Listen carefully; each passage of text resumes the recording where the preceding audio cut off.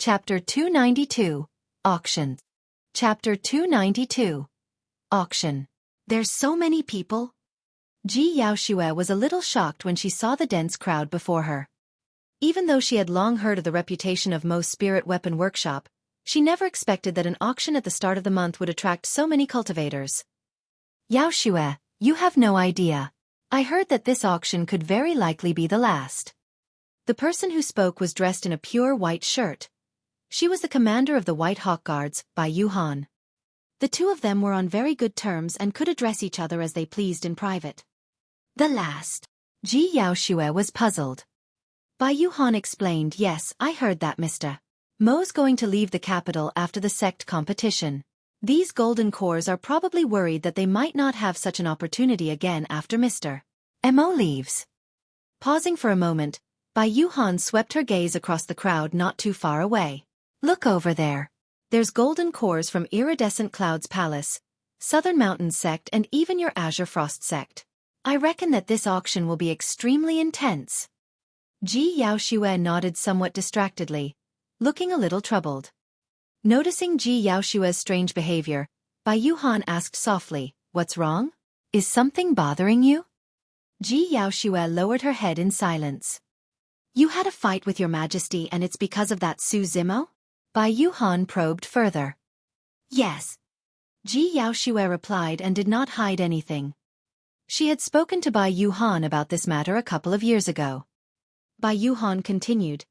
Your majesty probably had a motive for letting you collect this supreme-grade flying sword. He wishes for you to get to know Mr. Mo, right?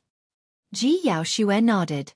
She hesitated for a moment before asking, Sister Bai, what do you think of this? Me. Bai Yuhan chuckled. Even though I've never met that Su Zimo, I've met Mr. Mo. I dare to say that Su Zimo is definitely inferior to Mr. Mo. In the Rain Admiration Pavilion, that green-robed cultivator was neither servile nor overbearing. He remained calm against the pressure of two immense forces, True Fire Sect and the Scarlet Vulture Guards. The way that he overturned the entire situation with a few words left a deep impression in Bai Yuhan. Ji Yaoxue frowned. Bai Yuhan said, Yaoxue, you may not believe me when I say that. However, you will definitely feel that this Mr. Mo is different from everyone else the moment you meet him. Ji Yaoxue replied indifferently, we'll see. Perfected being Tsonglang had his hands behind his back and his gaze was cold. Puffing his chest out, he led his two disciples, Shen Mingqi and Si Yutong, into the crowd with a sharp aura. Many people turned around instinctively when they sensed it. Iridescent Cloud's Palace was one of the 5 major sections. In addition, perfected being Tsonglang was famous and ruthless to begin with. While the crowd pushed against one another, many cultivators were wary and still chose to make a path. Before long, perfected being Tsonglang and the other two arrived at the front of the crowd. Other than perfected being Tsonglang and his two disciples, there was perfected being Yun Shan and his legacy disciple from Southern Mountain Sect as well as perfected being Yi Ning from Azure Frost Sect in the first row. I'm determined to get my hands on the supreme-grade spirit weapon this time round. Don't fight with me for it, fellow Taoists. Perfected being Tsonglang glanced sideways. Even though his tone was calm, it had an unquestionable authority. Fu. Perfected being Yun Shan laughed. Tsonglang, your words are meaningless. You're determined to get it? So am I. Right after, perfected being Yun Shan turned to ask, what do you think, fellow Taoist Yi Ning? Nothing much. Since it's an auction, we'll just have a fair competition. There's nothing much to think about. Perfected being Yi Ning had prepared a long time for the supreme-grade spirit weapon auction as well and naturally would not leave just because of a single statement from perfected being Tsonglang. Perfected being Tsonglang scoffed coldly and said nothing more. Creak. Right then, a small gap opened from the main door of Mo's spirit weapon workshop suddenly. Swoosh, swoosh, swoosh. Countless gazes landed on Mo's spirit weapon workshop's door in excitement and anticipation. A girl came out of the door. Her hair was yellowed and disheveled. However, she was so beautiful that people would subconsciously ignore that flaw. Fellow Taoist Nian Qi, you're finally out. Fellow Taoist Nian Qi, you've gotten more beautiful, a golden core said shamelessly. Fellow Taoist Nian Qi, it's me. Cough cough. I'm here again. All the cultivators who had stayed in the capital for over a year knew that Mr. Mo would not appear at every auction and Xueqi would always be the one hosting. Even though she was dressed like a maidservant and was only at foundation establishment, none of the golden cores present dared to look down on her. Xueqi did not say anything and pushed down against the air with both hands. That initially noisy scene quietened down. There were tens of thousands of cultivators present with golden cores among them. However, a simple hand gesture from a maidservant was enough to have everyone quietened down. Shen Mingqi's eyes revealed a trace of envy. What sort of an extraordinary character was this person's master if she could possess such power even as a maidservant? I see many new and foreign fellow Taoists present today, so I'll repeat the rules of the auction once more in simple terms. All bidders will obtain a number from me, and they will need to prepare 30 sets of materials. The starting price will be at 500,000 superior-grade spirit stones and each bid must be no less than 10,000. The highest bidder will win. With it, Xueqi took out a large number of jade tokens from her storage bag. They had numbers marked on them and were scattered into the air. Perfected being Conglang waved his sleeves and snatched the first token. Perfected being Yun Shan obtained the second token and perfected being Yi Ning obtained the third. The other numbered tokens were taken away by the many golden cores behind them. While there were many people present, of the tens of thousands of people, most of them were disciples of the golden cores. The true bidders were the thousands of golden cores present. Let the auction begin. The moment Xueqi's voice faded, someone in the crowd started bidding. An exquisite carriage was parked in a small alley not far away from the crowd. There were two women sitting inside the carriage. One of them was voluptuous with a curvy figure, exuding a mature and alluring aura. The other woman wore a pink dress with a veil over her face. While her appearance could not be seen, each time she blinked her eyes, there was a ripple of light that bewitched one's soul. Auntie Gu, what's the background of this Mo Ling? He's stealing business away from Sky Treasure Auction House with his auction. The girl in pink frowned slightly with a tinge of anger and curiosity in her voice. I'm not sure, the mature woman referred to as Auntie Gu shook her head. I heard father mention that he's a young man in his early 20s. He seems to admire this man a lot and has high regards for him, the girl in pink replied. Why? Our great mistress of the Pure Maiden Sect is personally interested in him? Auntie Gu looked at the girl in pink with an ambiguous smile and asked jokingly. Tisk. The girl in pink pursed her lips in slight disdain and raised her chin, saying confidently, if I were to show myself, all I need to do is beckon my finger at him and that so-called Mo Ling is going to bow beneath my feet obediently. Chapter 293. And the winner is? Chapter 293. And the winner is? Auntie Gu smiled without saying anything. Suddenly, a strange energy fluctuation emanated from her glabella and scanned through the courtyard of Mo's spirit weapon workshop. That was the spirit consciousness that only nascent souls possess. It was even more powerful than the five senses of cultivators. Unblocked by any obstructions, it could permeate to every single corner like an air current. After a while, Auntie Gu's expression turned extremely strange as her eyes widened in shock. She muttered to herself in disbelief. It's him? Who? The girl in pink leaned over and asked curiously, blinking her sparkling eyes. Auntie Gu smiled. Yenner, this is someone that you can't do anything to even if you beckon your finger. I don't believe you. The girl in pink pouted and said, if I meet some old monster, perhaps my powers might not be enough to charm him. But a young man in his early 20s that's hot-blooded? Humph. There's no way he can escape my grasp. What I'm worried about now is that you'll chase after him like a silly lass if he beckons his finger at you. Auntie Gu shook her head and smiled gently. However, a simple motion and smile of hers possessed a flirtatious allure. Auntie Gu, I'm even more unconvinced when you put it that way. The girl in pink wheedled and pounced into Auntie Gu's arms while fondling wildly with both hands. If any men were to witness this scene, they would definitely lose control instantly. Auntie Gu smiled tenderly and waved her snow-white arms a few times, pushing the girl in pink back. You don't believe me? You ran off previously with someone without even leaving me a message to tell me that you were safe, making me worried for nothing. Oh my, that's already a couple of years ago. Furthermore, that Su Zimo was rather interesting. It was quite fun teasing him for no reason, the girl in pink giggled. Is that so? Auntie Gu laughed. In that case, this Mo-Ling is quite interesting too. Ah. Stunned for a moment, the girl in pink could not react in time. However, she could tell that Auntie Gu was implying something and she could not help but tilt her head slightly in deep thought. After a moment, the girl in pink clutched her mouth and nearly exclaimed. She asked with widened eyes, Su Zimo, Mo-Ling. They can't be the same person, right?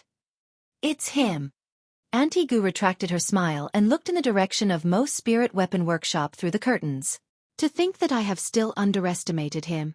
Of the two women, one of them was the chief steward of Sky Treasure Auction House, Gu Shi. The other was the pure maiden of Pure Maiden Sect, Demonis Ji, the daughter of the emperor, the great Zhou dynasty's youngest princess. It's really him. Demonis Ji clapped and laughed. Auntie Gu, didn't I say that he was interesting? I really want to know how he did it. Was it only because of that ancient tempering manual? You want to go in and meet him? Gu Shi could not help but ask after seeing how eager Demonis Ji was. That's right. Demonis Ji was about to step out of the carriage when she sat back down after sweeping her gaze. What's wrong? Gu Shi asked. Demonis Ji shook her head. Sister's over there. I had better not go. Chuckling, Gu Shi turned back to look in the direction of Mo's spirit weapon workshop in deep thought. Number 975. 1 million. Number 68, 1. 0 1 million. Number 32, 1. 0 2 million. In just a short while, the price of the supreme grade spirit weapon had already surpassed 1 million superior grade spirit stones under the immense bidding of the golden cores. Before most of the golden cores present could bid, the price had already exceeded their capabilities and they could merely watch the crowd dejectedly. After crossing the 1 million superior grade spirit stones mark, the speed of the bid slowed down. The golden cores became extremely prudent with every bid, increasing it by 10,000 each time. Normally, the price of a supreme grade spirit weapon would be around 1 million superior grade spirit stones at most. However, supreme grade spirit items were treasures that had limited supply and were rare to see in the market. Typically, cultivators who could obtain supreme-grade spirit weapons would use them personally and would not bear to sell it. Furthermore, this bid was for a customized supreme-grade spirit weapon and was a once-in-a-blue-moon opportunity that was even rarer. In the first row, the golden cores from the major sects of Iridescent Clouds Palace, Southern Mountain Sect and Azure Frost Sect had yet to make their bids. Seeing that the price had already reached 1.11 million, perfected being Tsong Lang said all of a sudden, let's not waste any more time. Number 1.5 million. The moment he said that, the crowd fell into an uproar. The sudden raise of 400,000 superior-grade spirit stones was more than enough to discourage more than half of the cultivators who wanted to continue bidding. 1.5 million superior-grade spirit stones was not something that every golden core could produce. Spirit stones were consumables after all. For cultivators, the most important thing was still to raise their cultivation realms. If one wanted to raise their cultivation realm, they would have to expend spirit stones to cultivate. Not to mention the golden cores of itinerant cultivators and some minor sects. Even perfected being Yun Shan and perfected being Yi Ning felt their mouths cramp up slightly. Their expressions changed when they heard of the bid of perfected being Tsong Lang. After perfected being Tsong Lang's bid, a couple of breaths passed without anyone continuing to raise the bid. Number 3, 51 million spirit stones. Right then, perfected being Yi Ning spoke and raised the bid by 10,000. Perfected being Tsong Lang sneered and turned to perfected being Yun Shan, asking, Fellow Taoist Yun Shan, aren't you bidding? If you wait any longer, you're not going to have the chance soon. Perfected being Yun Shan gritted his teeth and said in a low voice, Number 2, 52 million. The moment he said that, perfected being Tsong Lang spoke again with a calm expression. Number 8 million. That single statement raised the price by nearly 300,000. Perfected being Yun Shan's expression darkened as he glared at perfected being Tsong Lang viciously. Perfected being Yi Ning took a deep breath of air and said slowly, Number 3, 81 million. 2 million superior grade spirit stones. That was her limit. If it exceeds 2 million superior-grade spirit stones, she would have to back down no matter what. The golden cores at the back were already silent as they watched the scene quietly. The price of the supreme-grade spirit weapon was now so high that it was basically a tussle between perfected being Songlang and perfected being Yi Ning. Even perfected being Yun Shan no longer dared to speak. Perfected being Songlang seemed to sense the pressure on perfected being Yi Ning. Raising his brows slightly, he spoke. Number 1, 85 million. Perfected being Yi Ning's heart surged when she caught sight of perfected being Songlang's provocative gaze as she declared loudly, Number 3, 2 million. That was her limit. If perfected being Songlang raised the bid again, she would back off. This time, perfected being Songlang finally laughed as he commented leisurely. Fellow Taoist Yi Ning, that's your limit, right? Number 1, 2, 1 million. Perfected being Yi Ning's eyes dimmed as she shook her head.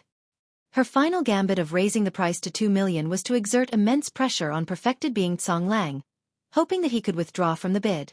But it was to no avail. 5 breaths passed and no one raised the bid further. Perfected being Songlang scanned his surroundings with a sharp gaze. In fact, there was even a vague hint of threat in them. There was a clear meaning in his gaze. Whoever dared to cause trouble now would be making an enemy of him. Chapter 294. Our Young Master Makes the Decision. Chapter 294. Our Young Master Makes the Decision. When perfected being Songlang made the high bid of 2.01 million superior-grade spirit stones, there was no longer any suspense in the auction. If even perfected being Yun Shan and perfected being Yi Ning, who were similarly from the 5 major sects, had to lower their heads helplessly, cultivators of minor sects or itinerant cultivators stood no chance at all. As long as 10 breaths passed without anyone raising the bid, the opportunity for customizing a supreme-grade spirit weapon this time round would belong to perfected being Songlang. It's basically settled. Outside the crowd, Bai Yuhan said softly. Ji Yaoxue nodded.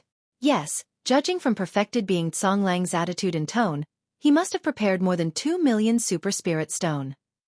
Bai Yuhan smiled. That determined aura of his alone is enough to suppress the crowd. Even if someone jumped out to raise the bid right now, it would be hard to win against him. Furthermore, they would sow a grudge with him and it wouldn't be worth it. That's right. As the two of them conversed, the 10 breaths passed. Indeed, despite having more than 1,000 golden cores present, none of them had what it took to raise the price. The dust had settled. Perfected being Songlang heaved a sigh of relief. Even if he came prepared, 2 million superior-grade spirit stones was not a small sum to him. If someone really jumped in to raise the bid at this moment, he could only grit his teeth and continue bidding. Thankfully, nothing of the sort happened. Happiness flashed in perfected being Songlang's long and narrow eyes as he revealed a smile. He could not conceal the delight on his face. In a small alley not far away, Gu Shi lowered the curtains and said slowly, Let's go back. There's nothing much to see anymore. Yes, let's go. Demonist Ji nodded as well. The driver rode the carriage and began to turn it around. The crowd in front of Mo's Spirit Weapon Workshop began to disperse as well. Many golden cores were in low spirits as they looked longingly at the doors of Mo's Spirit Weapon Workshop.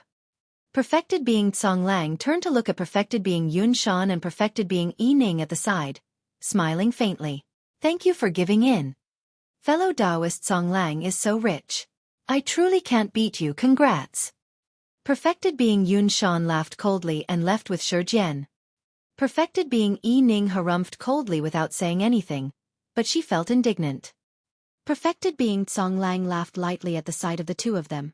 Feeling smug, he turned around and raised his chin at Nian Qi. Hey, young lady. Announce the results. Si Yutong said in a low voice, Junior sister, Master succeeded in his bid. We might have a chance to meet Mr. Mo later. Yes.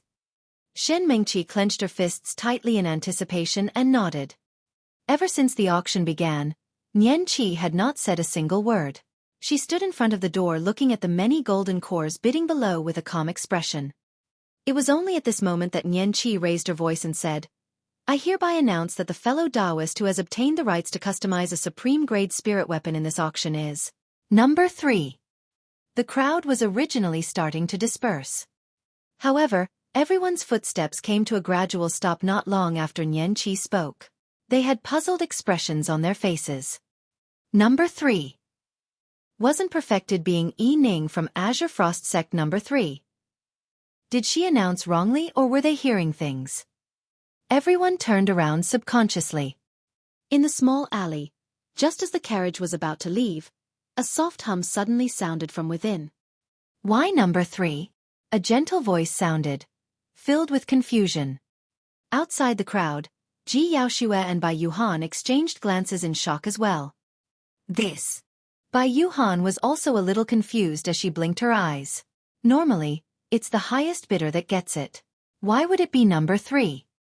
Perfected Being Songlang's smile froze on his face when he heard Xueqi's voice at the entrance. Perfected Being Yunshan's footsteps came to a stop as he turned back and looked in deep thought. Perfected Being Ning stood rooted on the spot, unable to react for a moment after being struck by the surprise that fell from the skies. Young lady, did you announce it wrongly? Perfected Being Songlang frowned slightly with a displeased expression. No. Xueqi replied naturally. Perfected Being Songlang's expression darkened. Flipping out his number token, he showed in and said in a deep voice, "Look carefully, I'm number 1. Earlier on, number 1 was the highest bidder with 2.01 million superior grade spirit stones." Oh! Xueqi nodded. You're right. Perfected Being Songlang's expression relaxed slightly when he heard that. Unexpectedly, Xueqi changed the topic and said in a serious manner, "But the one who obtained the right to customize a supreme-grade spirit weapon is number 3. Initially, everyone thought that they had misheard things when the result was announced. But this time round, all the cultivators present heard it clearly. Something was happening. The cultivators who had already left gathered in front of Mo's spirit weapon workshop at an even faster speed, most of them gloating and waiting to watch the show. There was initially no one left around Perfected Being Songlang, but in the blink of an eye, he was surrounded by people once more. A mocking look flashed in Perfected Being Yunshan's eyes as he asked out of pretension, "Fellow Taoist Songlang, what's going on?" Humph! Perfected Being Songlang had an ugly expression on his face as he snorted coldly. Glaring at Xueqi with a dark expression, he asked slowly, "Young lady, are you joking with me?" A terrifying aura was emanating from Perfected Being Songlang that slowly closed in to pressure Xueqi. Everyone could tell that Perfected Being Songlang was really furious at the moment. Xueqi was expressionless against Perfected Being Songlang's oppressive aura as she asked instead, "Do I look like I'm joking?" "Fine. I demand an explanation." Perfected Being Songlang strode forward. His long and narrow eyes shone brightly as he questioned with an intimidating aura. Against Perfected Being Songlang's aggression, Xueqi looked impatient as she frowned and asked, "What explanation do you need? I was clearly the highest bidder at 2.01 superior grade spirit stones. Why are you giving others the chance to customize a supreme grade spirit weapon?" Perfected Being Songlang said slowly, "Young lady, if you didn't hear clearly, I can repeat it to you. I, Perfected Being Songlang, was the highest bidder. All the cultivators present can vouch for me." "Oh!" Xueqi responded calmly, and then? Perfected Being Songlang felt a dull pain in his heart as he shuddered and nearly spat out a mouthful of blood. Hopping with rage, he was on the verge of breaking down. However, the other party was carefree as ever. Everyone tried to hold back their laughter when they saw Perfected Being Songlang's pale expression. "My master was the one who bid for 2.01 million superior grade spirit stones. Didn't you hear that?" Si Yutong, Perfected Being Songlang's disciple behind him, could no longer take it as he stood out and shouted. Xueqi covered her ears and replied loudly in a coquettish manner, "What are you shouting for? So what if you're rich?" Her words almost choked Si Yutong to death. Finally, someone burst out laughing, unable to contain themselves any longer. Perfected Being Songlang took a deep breath. The muscles on his face and the corners of his eyes were twitching madly as he said with gritted teeth, "You clearly said that the highest bidder would win. I want to ask, where are the rules of Mo's spirit weapon workshop? Where is the fairness?" "Rules? Fairness?" Xueqi looked at Perfected Being Songlang with an "you are so naive" gaze and said, "All the rules and fairness in Mo's spirit weapon workshop. are decided by our young master. Chapter 295. Unreasonable. Chapter 295. Unreasonable. In other words, it meant that putting aside the fact that the bid was at 2.01 million superior grade spirit stones, even if the bid was at 10 million, none of it matters if the young master did not want to make that person a spirit weapon. Perfected being Songlang's face darkened and his mouth twitched. At that moment, he felt an extreme discomfort as though he had just punched a cotton ball and could not exert any strength at all. Sensing the mocking gaze of everyone around, Si Yutong and Shen Mingqi felt their cheeks burn in shame. Si Yutong had experienced Nian Qi's savageness in rebuttals and was still shrouded in the trauma of, "So what if you're rich?" So he naturally did not dare to provoke her anymore. Shen Mingqi was angry and indignant. She could not help but head up and question, "Fellow Taoist, aren't you unreasonable? It was agreed on at the start that the highest bidder would win. Please don't try to reason with me." Nian Qi waved her hands hurriedly and blinked her big sparkling eyes as she explained in all seriousness, "That's because most spirit weapon workshop has never been a reasonable place." "You!" Shen Mingqi's body swayed and her face turned pale. She felt stifled and lost. "Ha ha ha ha!" A series of laughter burst forth from the crowd. Naturally, this was a pleasant surprise for perfected being Yi Ning. She stepped forward with a smile and cupped her fists. "Thank you, fellow Taoist Nian Qi." Nian Qi nodded. Perfected being Songlang tried his best to calm himself down and suppress his anger. "Young lady, since you said that your young master makes the decision, fine. I want to meet Mr. Mo. You think he's someone you can meet at your behest?" Nian Qi glanced sideways at perfected being Songlang and scoffed coldly. "Young lady, I don't understand why the rights of customizing a supreme-grade spirit weapon for this auction went to someone else. But I would like you to inform him that perfected being Songlang of Iridescent Cloud's Palace wishes to meet him." Perfected being Songlang reared his head slightly with a proud look in his eyes. "I'm sure Mr. Mo must have heard of my name before. Young lady, I can understand if you're insensible. However, through my experience, I'm advising you not to make a decision for your young master regarding this matter, or you might get punished for it." Nian Qi frowned slightly and hesitated. Perfected being Songlang continued, "I believe that no one in the territory of the Great Zhou dynasty will reject to being friends with me." His words were extremely arrogant and firm. Indeed, perfected being Songlang was qualified to speak of such words given his status and cultivation. No matter what, Nian Qi was not even 20 years old and was still a foundation establishment cultivator. For a moment, she was stunned by perfected being Songlang's aura and could not make a decision. Nian Qi's expression was apprehensive. Prior to this, Su Zimo had only instructed her to ignore any bids from cultivators of Iridescent Cloud's palace. She did not know the reason why either. At this moment, the aggressive and confident aura exuded by perfected being Songlang filled her heart with worry. Was she being too reckless by making an unilateral decision of her own, and establishing a powerful foe as such for her young master? "Fellow Taoist Nian Qi, since it has already been decided, let's not," perfected being Yi Ning said hesitantly. She was a little anxious that things might change if Nian Qi heads in to ask Mr. Mo about things. However, she could not bring herself to say everything openly. Perfected being Songlang spoke again with great confidence. "I dare to declare that Mr. Mo will definitely change his mind if you inform him about it. Additionally, if the spirit stones are not enough, I can raise it to 2.5 million superior grade spirit stones." Pest. Everyone gasped when they heard that. He raised the bid to 2.5 million just like that. Everyone could feel perfected being Songlang's determination in getting his hands on that supreme-grade spirit weapon. When she heard that, perfected being Yi Ning sighed and shook her head as well. She could retain her confidence if perfected being Songlang's bid was a mere 10,000 above hers. However, perfected being Songlang's bid was 2.5 million right now. If she was Mr. Mo, she would choose him as well. Everything aside, the price alone was an entire 500,000 superior grade spirit stones higher. There was no reason for Mr. Mo to reject this offer at all.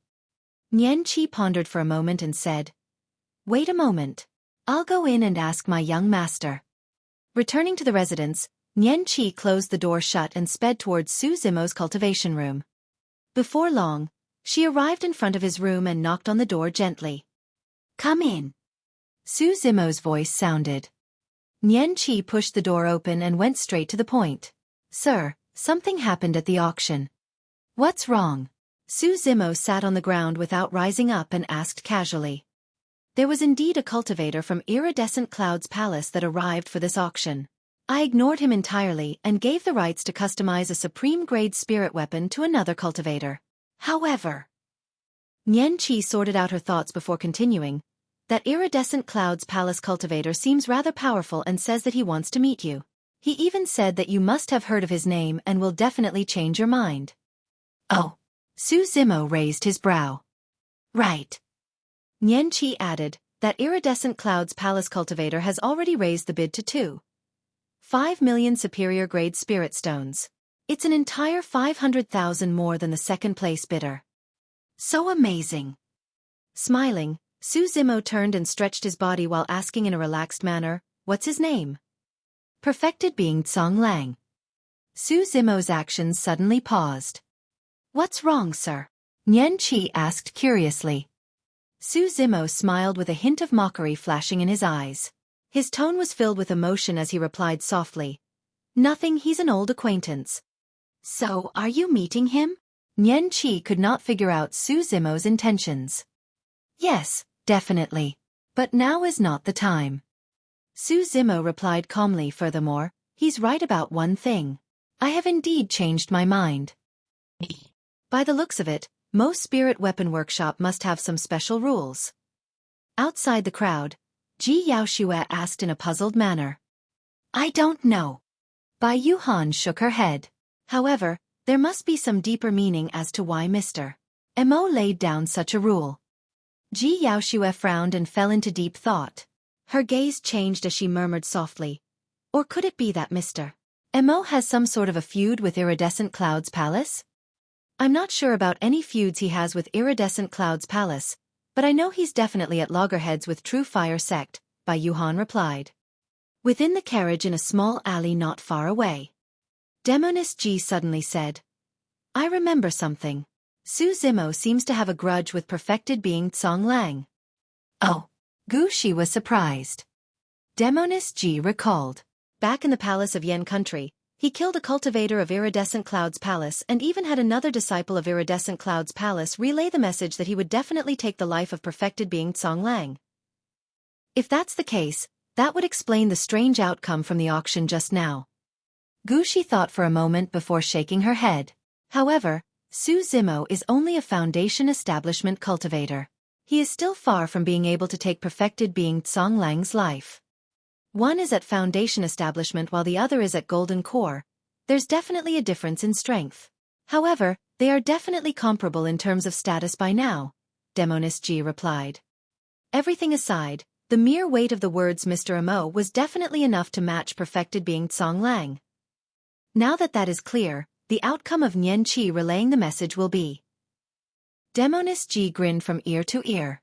Hee hee, there's going to be a good show to watch. Chapter 296. Kneel Down. Chapter 296. Kneel Down. Si Yutong said softly, "Master, don't worry. The maidservant is just ignorant and has not heard of your name, that's understandable. Once she reports the matter, Mr. Mo will definitely change his mind." "Yes." Perfected being Tsong Lang nodded. He had the confidence that there was no reason Mr. Mo would reject someone who bid 2.5 million superior-grade spirit stones and select somebody else. Si Yutong turned to his side and said tenderly to the dejected Shen Mingqi, "Junior sister, you don't have to be upset too. There's no need for us to stoop to the level of a maidservant." Right then, the door to the residence opened with a creak and a gap opened. "She's out, she's out." A commotion broke out among the crowd. Perfected being Tsong Lang was not the only one. The surrounding cultivators were also awaiting a final outcome. Nian Qi walked out with a calm expression as she looked at perfected being Tsong Lang and nodded. "You are right, perfected being Tsong Lang. Our young master has indeed heard of your name, and as you have expected, he has changed his mind as well." the dark clouds on perfected being Songlang's face dissipated and he smiled again, looking to his side smugly. Perfected being Yi Ning's eyes dimmed. Although she had expected this outcome, she could not help but feel disappointed still. Si Yutong even sneered unreasonable, little maidservant, didn't your young master ask you to apologize to my master?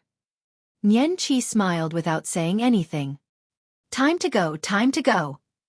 Some cultivators did not linger and turned to leave the moment they saw that there was an outcome. Nian Qi continued, our young master even said that if it's perfected being Songlang, he's willing to customize a supreme-grade spirit weapon for you for free without accepting any spirit stones. Perfected being Songlang was elated upon hearing that. A huge sense of pride and happiness rose within him over the change from 2.5 million spirit stones to a free customization. Is perfected being Songlang that amazing? He's pretty much. He's only a little over 200 years old and he's already at perfected golden core. He has the greatest hope of advancing to be a nascent soul-perfected lord. Perfected being Songlang is truly influential. To think that he could get a free customization. In fact, perfected being Songlang felt lightheaded as he listened to the discussions in the crowd and enjoyed everyone's envious gazes. This was someone who had lived for more than 200 years after all. Perfected being Songlang contained the ecstasy in his heart and nodded his head with cupped fists in every direction. Although he seemed like he was indifferent, as if he had already expected this outcome from the start, he could not hide the smugness between his brows. Ha ha! While perfected being Songlang was able to hold back his excitement and pretend to be calm, his disciple, Si Yutong, could not hold it in any longer as he burst into laughter with a glowing expression. Nian Qi smiled and said, however, my young master said that he has a request for helping you to customize a free supreme-grade spirit weapon.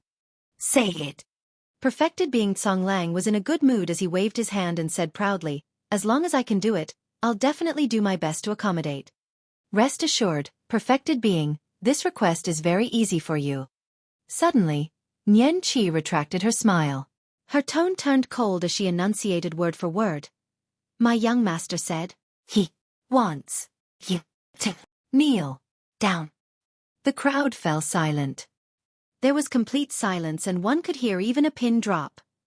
Every cultivator present was stunned and dumbfounded, looking towards Nian Qi and perfected being Songlang instinctively.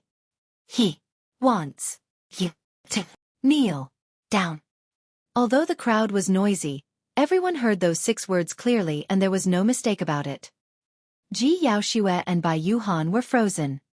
Not far away, within a carriage in a small alley, a sweet voice sounded with laughter. Ha, I knew it. Su Zimo is very interesting. Si Yutong's laughter stopped abruptly. Perfected being Songlang's expression stiffened. Turning his head slowly, he narrowed his gaze and asked faintly, young lady, what did you just say? If you have the guts to say it again, I'll listen. You didn't hear it clearly. Nian Qi was nonchalant towards perfected being Songlang's threat as she replied indifferently, as long as you kneel down, my young master will refine a supreme-grade spirit weapon for you. Oh right. He even said that if you were to kneel down and kowtow, he can refine an additional supreme-grade spirit weapon for you. Humiliation. Although the cultivators present did not know why Mr. Mo would make such a decision, it was a complete and absolute humiliation to perfected being Songlang. No matter how valuable a supreme-grade spirit weapon was, how could perfected being Songlang kneel in front of everyone? While kneeling down was easy, he would definitely lose all face in the cultivation world from this day forth. Fu. Perfected being Songlang suddenly laughed. You're a foundation establishment cultivator, a mere maidservant. How dare you insult a golden core? Even if this is the capital, I can kill you right now. Perfected being Songlang's long and narrow eyes shone with a cold killing intent. His hands that were originally behind his back were now placed on his storage bag and his voice was chilling. Everyone could sense perfected being Songlang's killing intent. In the eyes of everyone, Nian Qi was only a maidservant. Given perfected being Songlang's status and position, he might not be severely punished if he were to kill a maidservant forcefully right now. Nian Qi's expression remained unchanged as she continued. Our young master has already expected that you would definitely be enraged out of shame upon hearing the request and that you will try to kill me. However, this is the capital. If you dare to strike first, the other cultivators will have enough reason to stop you. Hee hee. Perfected being Songlang smiled. Who would dare stop me for a mere maidservant like you? Nian Qi nodded. That's why my young master said that whoever beheads you will get a customized supreme-grade spirit weapon from him. Perfected being Songlang's expression changed. Those were savage words that had set him on fire. The other party was not only humiliating him, they were forcing him to endure it with nowhere to vent. At this moment, as long as perfected being Songlang dared to attack Nian Qi, the other cultivators would have enough reason to strike and they would definitely join forces to kill him. After all, his head could be exchanged for a supreme-grade spirit weapon. Who wouldn't be tempted? Even if some of the cultivators were worried about his status and did not dare to attack, the commanders of the Scarlet Vulture and Azure Falcon Guards had already approached not far away. If he dared to make any movements out of the blue, those two would definitely strike without hesitation. Perfected being Songlang looked extremely ugly and unpredictable. No matter what, his pride was completely smashed today. However, perfected being Songlang could not understand why Mo Ling hated him so much. The fact that he was able to get to where he was today meant that his hands had already been tainted by endless fresh blood. He no longer remembered when and where he sowed a grudge with any cultivator with the surname of Mo. From the looks of it, Mr. Mo definitely knows me then? Perfected being Songlang was a top golden core cultivator after all, and he adjusted himself quickly. A look of mockery flashed in his eyes as he sneered. Since we were acquaintances, why is he being mysterious and hiding inside instead of meeting me directly? Nian Qi replied, my young master said that he would definitely meet you, but now is not the time. When will be the time then? The sect competition. All right. Perfected being Songlang nodded and said coldly, come that time, I'll see for myself just who this Mo Ling is. Chapter 297. Invitation from the Young Master. Chapter 297. Invitation from the Young Master. Now that everything was as such, perfected being Songlang naturally could not stay any longer. With a darkened expression, he turned to leave with his two disciples. As perfected being Songlang left, the many surrounding cultivators began to disperse as well. In a small alley, a coachman drove a horse carriage into the distance. Outside the crowd, Ji Yaoxue and Bai Yuhan stood at the side, looking emotional after witnessing the entire auction. Bai Yuhan said, did you see that? Mr. Mo played with perfected being Songlang in the palms of his hands without even making an appearance such that the latter could only leave in shame. Ji Yaoxue nodded as a look of appreciation flashed in her eyes. Mr. Mo is indeed impressive. He expected all of perfected being Songlang's reactions beforehand and dealt with it. Pausing for a moment, Ji Yaoxue smiled. If father had not told me that he's only a young man in his 20s, I would have thought that it was some scheming old man. Foo. Bai Yuhan looked at Ji Yaoxue slyly and chuckled. Why? Are you starting to get curious about Mr. Mo? Ji Yaoxue shook her head and smiled helplessly. Don't worry when you see Mr. Mo later on, you will forget that Su Zimo cleanly, Bai Yuhan assured her. Just as the two of them conversed, perfected being Yi Ning had already handed Nian Qi a storage bag with 30 sets of materials and 2 million superior-grade spirit stones for the supreme-grade spirit weapon. Ji Yaoxue and Bai Yuhan headed towards Mo's spirit weapon workshop. Perfected being Yi Ning seemed to have said something to Nian Qi, causing the latter to shake her head. That had perfected being Yi Ning turning to leave with a disappointed look. Greetings, master. Ji Yaoxue happened to approach and bowed slightly, greeting in a gentle voice. Although Ji Yaoxue was dressed ordinarily right now and bowed towards perfected being Yi Ning, she exuded an air of royalty from head to toe that was extremely noble. Ah, Yaoxue, you don't have to bow. Perfected being Yi Ning nodded and stretched her hands to help Ji Yaoxue up. While the disciples of Azure Frost Sect did not know of Ji Yaoxue's identity, she knew. Ji Yaoxue was only at Azure Frost Sect to cultivate for 10 years. Thereafter, she would return to the capital of Great Zhou for the sect competition, and she would never return to Azure Frost Sect ever again. In fact, now that Ji Yaoxue had returned to the capital, her status as a princess was already reverted. Congratulations, master. Ji Yaoxue smiled and said. Foo. Perfected being Yi Ning could not hide the joy in her eyes as she chuckled. It's a freak accident and totally by fate. Who would have thought that Mr.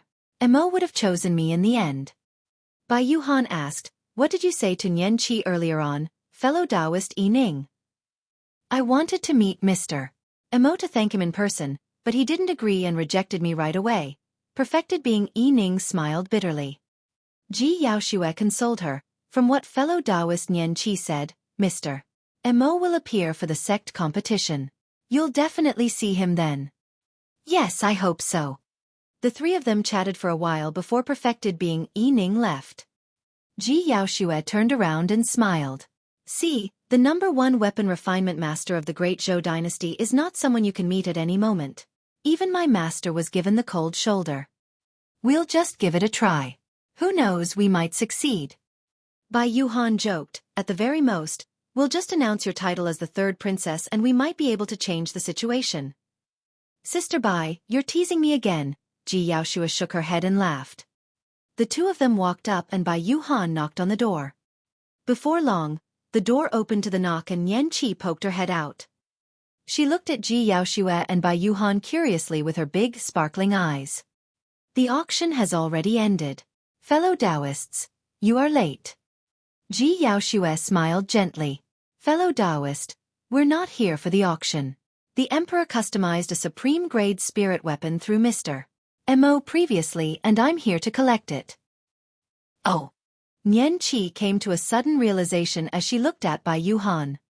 She recalled that this was the commander of the White Hawk Guards. Since this yellow-robed lady was with Bai Yuhan, there should be no mistake. Please wait a moment. The supreme-grade spirit weapon is with our young master. I'll retrieve it right away.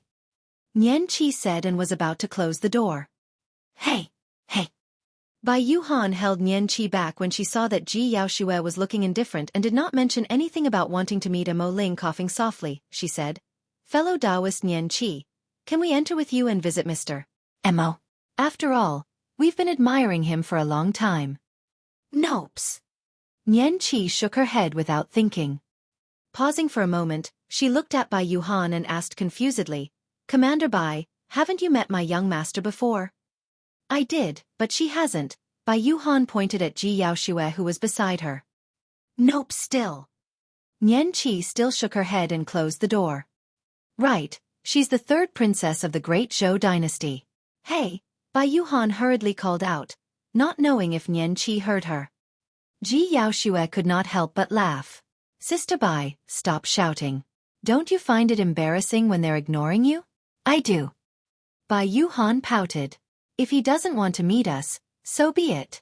What's so great about him? After a while, the door opened once more and Nian Qi appeared in a flash, looking at Ji Yaoxue with a curious expression. Where's the supreme-grade spirit weapon? We'll leave after taking it. Bai Yuhan felt indignant after being rejected twice in a row by Nian Qi. Nian Qi said, the spirit weapon is with our young master. Frowning, Bai Yuhan asked, then what were you doing just now? Nian Qi bowed slightly and made an inviting gesture as she smiled gently. Our young master invites you in. Both Ji Yaoxue and Bai Yuhan were stunned.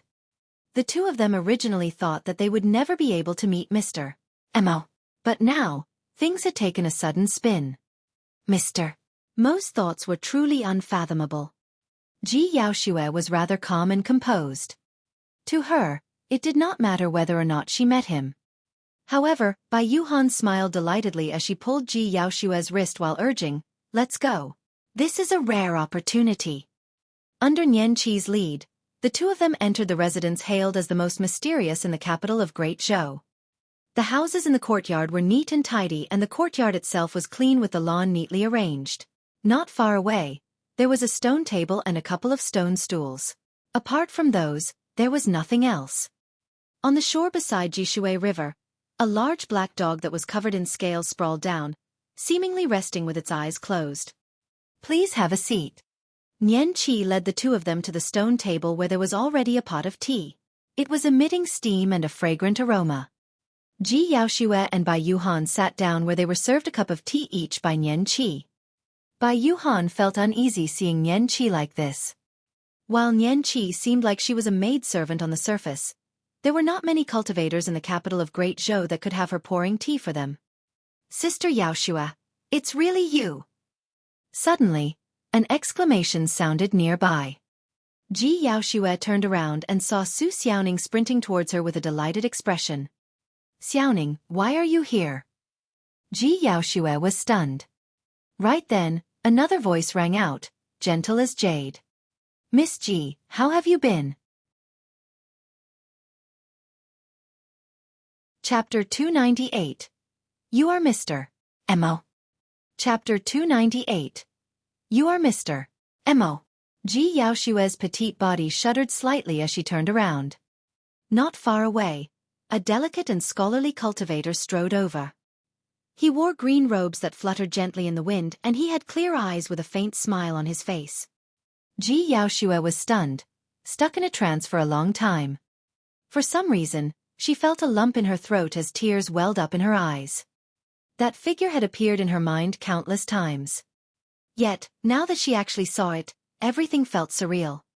It was as though everything else was silent, as the only thing reverberating in her ears was that sentence. Miss Ji, how have you been? You're good. So you knew Mr. Mo long ago, but you've kept it so well hidden from me. Bai Yuhan leaned in and whispered to Ji Yaoxue. When she heard that, Ji Yaoxue gradually returned to her senses. By then, the green-robed man was already close to her. Greetings, Mr. Mo. Bai Yuhan stood up immediately and cupped her fists. The green-robed man merely nodded. He shifted his gaze and looked at Ji Yaoxue's beautiful face again with a smile in his eyes. Bai Yuhan looked at Ji Yaoxue, then back at the green-robed man. She was confused. If they knew each other, why were they not saying anything?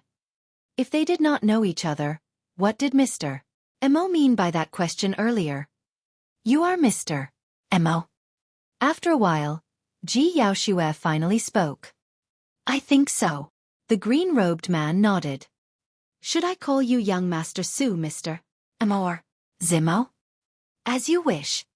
As soon as he said that, the two of them looked at one another and smiled as though telepathically, just like before. Have a seat. Su Zimo pointed to the stone stool beside him and sat down with Ji Yaoxue. Bai Yuhan stood rooted to the ground, still in a daze. What young Master Su? What Zimo?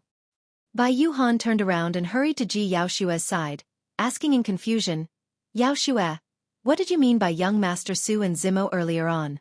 This is Mo Ling, Mr. Mo. Ji Yaoxue smiled without saying anything and turned to look at Su Zimo.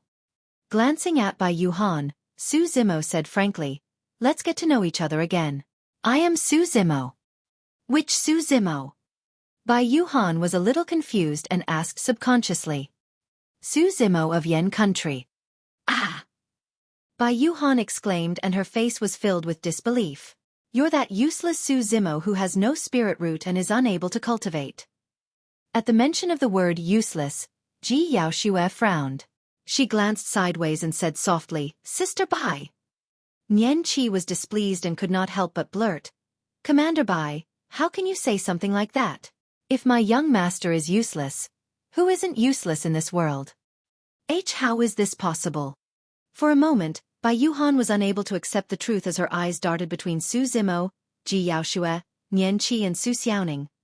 None of them seemed like they were joking. In Bai Yuhan's memories, Su Zimo from Yan country and Mr. Mo who was before her were from completely different worlds. One was high up in the heavens. As the #1 weapon refinement master of the Great Zhou dynasty, he was renowned and almost all golden cores wanted to befriend him. The other was far down on the ground. Born from a small vassal state far away. He had no spirit root and was unable to cultivate. A most common mortal. How did the two people become one? Su Zimo smiled and replied indifferently, that's right, there are many impossible things in this world. Ji Yaoxue changed the topic and asked curiously, why are you called Mo Ling? Su Zimo pointed to the plaque above the door. Mo Ling is merely the name of the weapon workshop. However, others instinctively thought that it was my name. Because I'm too lazy to explain anything, that was how it spread. To think that you've changed so much after not seeing you for a couple of years. You are now Mr. Mo, who is renowned throughout the capital, and it's difficult to even meet you, Ji Yaoxue teased. Su Zimo laughed as well. You've already reported your title as the third princess of the Great Zhou dynasty. How would I dare to not meet you? Ji Yaoxue covered her mouth and chuckled while rolling her eyes at Bai Yuhan. It's all Sister Bai's fault. In Bai Yuhan's eyes, Ji Yaoxue seemed to have changed into another person ever since she met Su Zimo. The gloominess in her eyes were gone and they were now beautiful like clear waters. She smiled enchantingly with every word and action of hers and was extremely beautiful. Pondering for a moment, Ji Yaoxue continued, right, father has high regards for you as well. Of Mo Ling, you mean? Su Zimo's tone was calm. It's all the same. You're both the same person, Ji Yaoxue replied. Su Zimo smiled but did not say anything. He knew clearly well that if the Emperor of Great Zhou knew that he was Mo Ling, it would be hard to tell the kind of attitude the latter would have towards that fact. The Emperor's heart was unfathomable. If he was enraged, he would be able to find sufficient reason to kill Su Zimo. The supreme-grade spirit weapon that your majesty customized was a gift for you, right? Su Zimo asked. Yes. Ji Yaoxue nodded and extended her palms with a smile. Hand it over. I want to see the quality of a flying sword customized by Mr. Mo and whether it catches my eye. Su Zimo grinned and took out a flying sword from his storage bag. The sword was 3 feet long and about 2 feet wide. It was engraved with mysterious mystical patterns and was breathtaking. It could be described as a work of the gods. Su Zimo injected spirit energy to it. Whoosh! The sword lit up with 4 spirit patterns in a bedazzling manner. A 4-pattern supreme-grade spirit weapon. Bai Yuhan's eyes flashed with envy as she looked at the flying sword. Even though she was the commander of the White Hawk Guards, she did not possess a supreme-grade spirit weapon. Ji Yaoxue received the flying sword with both hands and wiped her fingers across the sword. She could sense the coldness of the sword, but a current of warmth seeped into her heart. Buzz! Brushing her finger against the tip of the sword, Ji Yaoxue flicked it gently and the sword trembled, reverberating with a clear ringing sound. The sound of the sword alone was enough to tell that even amongst supreme-grade spirit weapons, this was definitely a top-notch flying sword and was infinitely close to being a perfect spirit weapon. Su Zimo took out another long pale yellow dress from his storage bag and passed it to Ji Yaoxue. This dress is for you too. Ji Yaoxue took it. The pale yellow dress was extremely thin and light with a hint of coldness to it. Ji Yaoxue's heart stirred and she injected spirit energy into the dress. Whoosh! 4 rays of light burst from the dress, shining brightly. Ah! Both Ji Yaoxue and Bai Yuhan exclaimed at almost the same time. It was another supreme-grade spirit weapon. And it was an extremely rare defensive supreme-grade spirit weapon at that. The cutting of the dress seemed as though it was custom-made for Ji Yaoxue entirely. At that moment, Bai Yuhan was no longer filled with envy. It was jealousy. This was way too extravagant. Who would give away supreme-grade spirit weapons as gifts just like that? Ji Yaoxue lowered her head and pretended to check out the dress in her hands. However, her cheeks were slightly red and her heart was racing. Su Zimo frowned slightly when he noticed Ji Yaoxue's expression. He had only given her the dress because he saw Ji Yaoxue as a good friend. Furthermore, she was his and the Su family's benefactor. Su Zimo did not wish to cause Ji Yaoxue's misunderstanding. After pondering for a moment, he said in a seemingly casual manner, I just bought some 1,000-year-old sky silk recently and made them into 3 dresses. Apart from you, Xiaoning and Yan Qi each have one too. When she heard that, Ji Yaoxue's eyes dimmed. However, she recovered very quickly and was smiling by the time she raised her head. Thank you very much then. Chapter 299, Hongmen Banquet. Chapter 299, Hongmen Banquet. Xiaoning blinked and could tell that there was something wrong between the two of them. Thus, she held Ji Yaoxue's hand and smiled. Sister Yaoxue, why have you only just returned? I've missed you. Ji Yaoxue rubbed Xiaoning's forehead and asked tenderly, How are you doing in Azure Frost Elixir Workshop? Did anyone bully you? Su Xiaoning froze momentarily and averted her gaze while smiling. No, all the seniors are taking good care of meal. Ji Yaoxue hummed softly. While Xiaoning had hidden herself well, Ji Yaoxue still found some contradictions. She turned to look at Su Zimo and asked with a frown, Zimo, what happened? Nothing much, Sister Yaoxue. Stop asking, Su Xiaoning added hurriedly. Ji Yaoxue smiled faintly. Even if you and your brother refuse to tell me, is there anything that can be hidden from me within the Great Zhou dynasty if I want to know about it? It's nothing much. There's just a cultivator in Azure Frost Elixir Workshop called Yang Yu who has a feud with you, I guess. Su Zimo spoke but did not elaborate. Back in Azure Frost Elixir Workshop, he had already told Yang Yu that someone would deal with her. It's her. There was a cold glint in Ji Yaoxue's eyes as her aura changed immediately. I've already warned that Yang Yu not to provoke me anymore. It was only at this moment that a unique sense of royalty, dignity and ferociousness was exuded from Ji Yaoxue. Her body carried the bloodline of the emperor after all. That was someone who could smite 1,000,000 corpses in a fit of anger. Right then, a red dot flew over from the void not far away. It was extremely fast and was headed towards Mo's spirit weapon workshop. Bai Yuhan frowned. It's the Scarlet Vulture Guards. What are they coming over for? Su Zimo's heart skipped a beat as he vaguely guessed something. Not long after, several dozen Scarlet Vulture Guards descended outside Mo's spirit weapon workshop, and the leader of the group was a bald man with no eyebrows.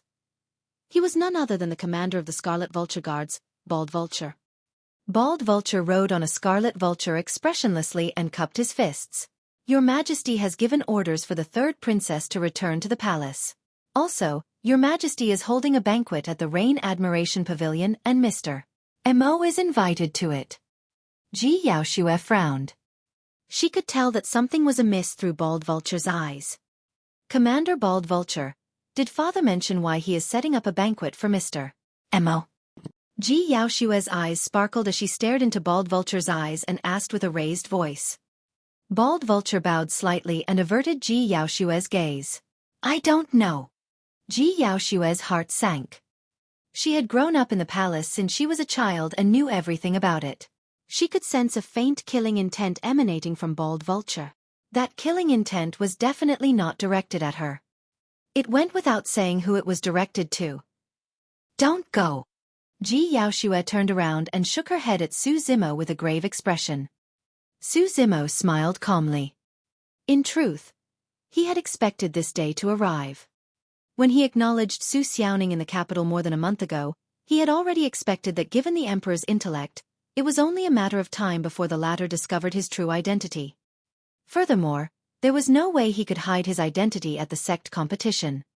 Su Zimo had not intended to hide it either. Now that the emperor had set up a banquet and the Scarlet Vulture Guards had appeared, it was basically confirmation that his identity had already been exposed. This was clearly a Hongmen banquet. However, Su Zimo had to attend it. This was the capital of Great Zhou.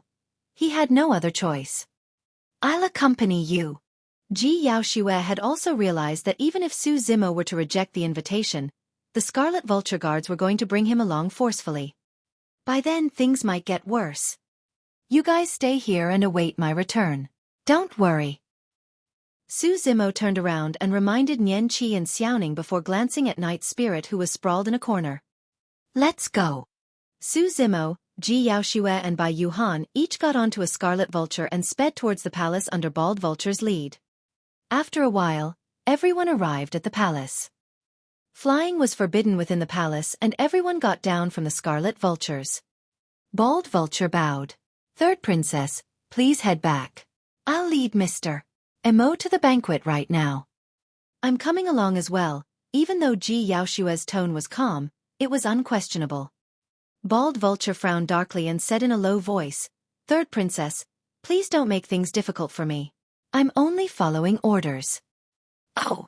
Ji Yaoxue asked indifferently, you have objections towards me making things difficult for you?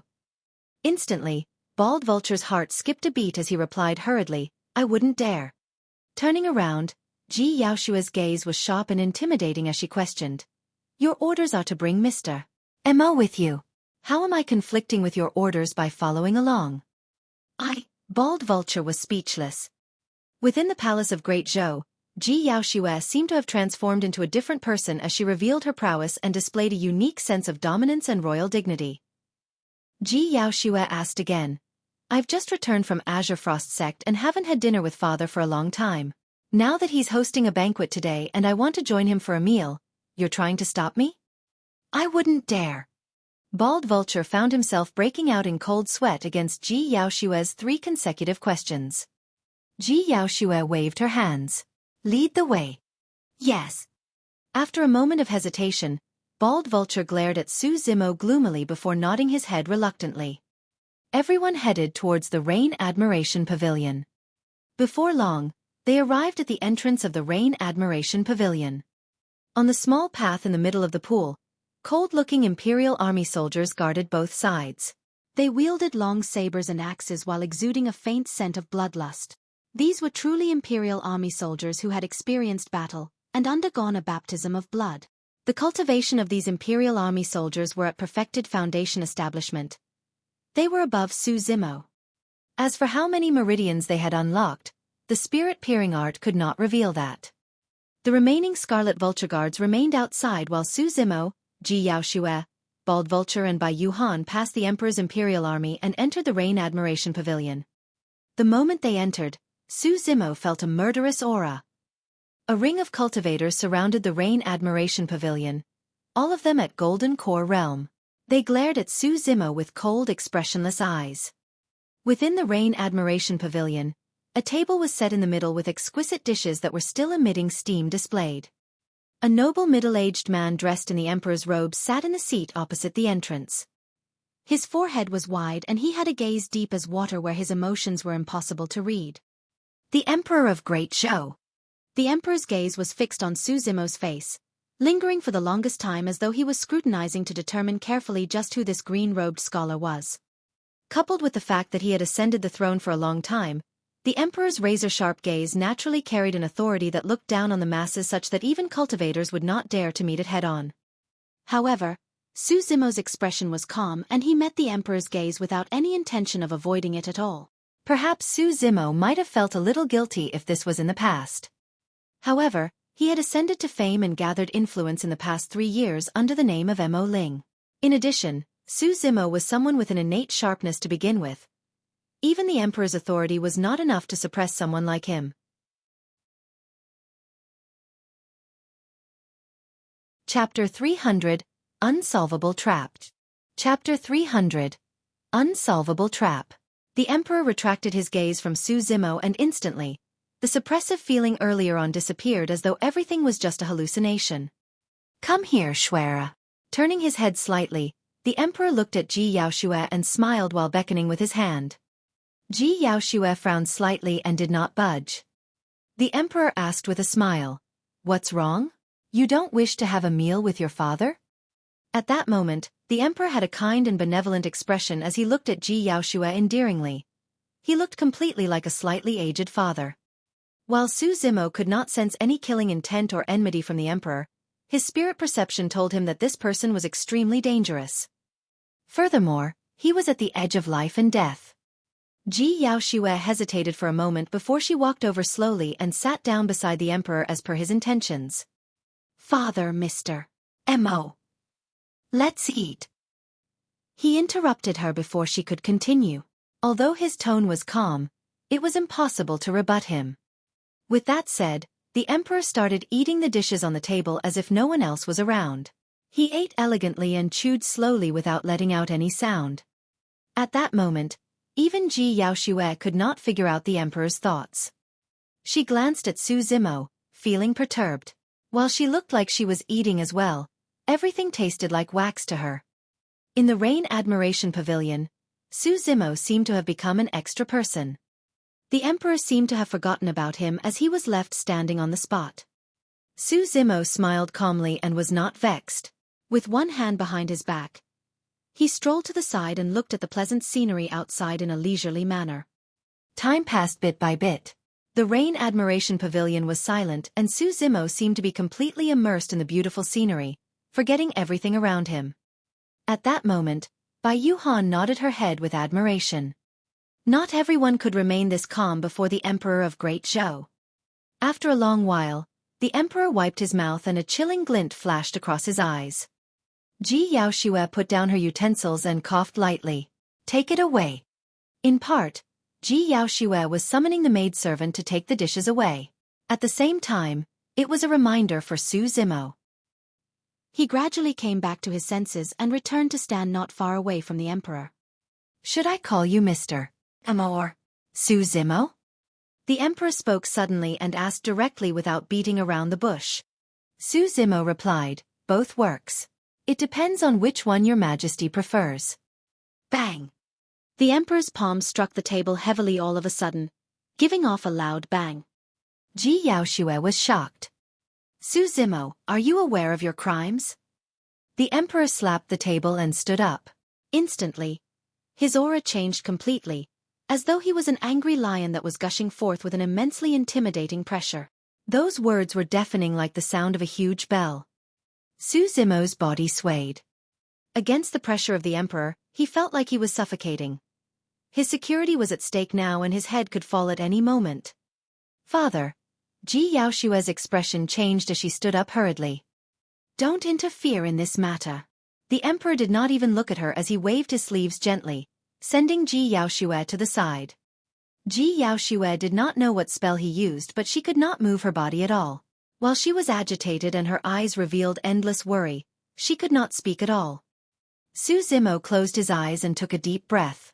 When he opened them again, they were brimming with a dazzling light of life. What are my crimes? Su Zimo asked instead. The emperor's gaze was dark as he said slowly. You hid your identity in front of me. That's deceiving the emperor and you should be executed. Everyone in the Rain Admiration Pavilion could sense the emperor's killing intent. However, Su Zimo's expression was unchanged as he replied calmly. Your Majesty, you have never asked me about it. How does that equate to me hiding things from you? Bullshit! The emperor shouted, back in Mo's spirit weapon workshop.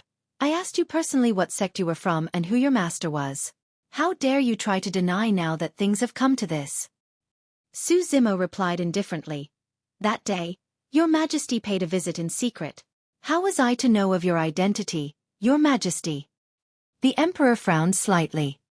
Su Zimo's meaning was simple. The source of this matter was not him, but the emperor. Right from the start, the emperor had not inquired about Su Zimo's background using his identity as the emperor. As such, there was naturally no way the latter was deceiving the emperor. No matter what, Su Zimo had saved Ji Yaoxue's life before. Furthermore, his alter ego was Mr. Mo, who was renowned throughout the capital. In terms of both logic and sentimentality, the emperor should not kill Su Zimo. However, the moment the emperor found out about the truth, he felt a sense of shame as though he was played and cheated by someone. He would feel indignant if he were to let Su Zimo leave just like this. He wanted to kill, but he did not want to kill at the same time. The conflict within the emperor's heart had reached an extreme. That was why he had to look for a reason that he could convince himself with if he wanted to kill Su Zimo. Right from the beginning, when Su Zimo entered the Rain Admiration Pavilion, his spirit perception had already sensed the immense reason. That was because the emperor wanted to kill him but lacked a reason. That was also the reason why the emperor left Su Zimo hanging on the spot. As long as Su Zimo did anything unusual, the emperor would strike immediately and kill him on the spot. Normally, someone of Su Zimo's age would be the most brash. Coupled with his title as the #1 weapon refinement master of the Great Zhou dynasty, he would definitely be enraged for being ignored as such. He would then either rush up and reason about it or turn to leave. No matter which choice it was, Su Zimo would have definitely died. However, of all things, he was neither angry nor vexed and walked to the side to admire the scenery. Helpless, the emperor could only strike again and accuse him of deceiving the emperor while using that as an excuse to kill him. However, Su Zimo managed to resolve the contradiction within a couple of sentences, leaving the emperor without any reason to refute. Although everything seemed like it was a simple exchange of words, there were swords and sabers lying beneath. A single mistake and Su Zimo's blood would fill the Rain Admiration Pavilion. Ji Yaoxue, who had seen through everything, heaved a sigh of relief and her expression eased slightly. Very good. The emperor nodded expressionlessly and his tone was cold. No one could tell if he was giving a compliment or being sarcastic. Let's leave the matter of deceiving the emperor aside first. The emperor's gaze was cold as he asked in a frosty voice, "Do you admit that you killed the imperial army soldier, Dai Su?"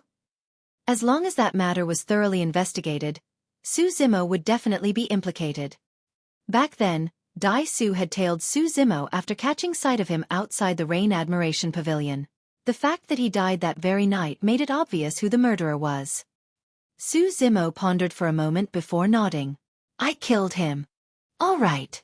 A cold glint flashed in the emperor's eyes. "Since you admit it, there's nothing to say anymore. A life for a life." Raising his head, Su Zimo looked at the emperor and asked, "Why can't I kill Dai Su since he wanted to kill me?" "As long as someone wishes to kill you, you have to kill them in return?" The emperor raised his brows.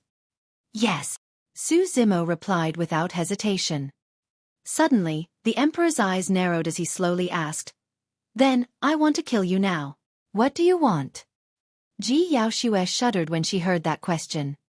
This was an unsolvable question. No matter how Su Zimo replied, he would be in the wrong. If he displayed weakness and did not dare to rebut, he would be contradicting his previous statement and the emperor could go along with that flow and kill him.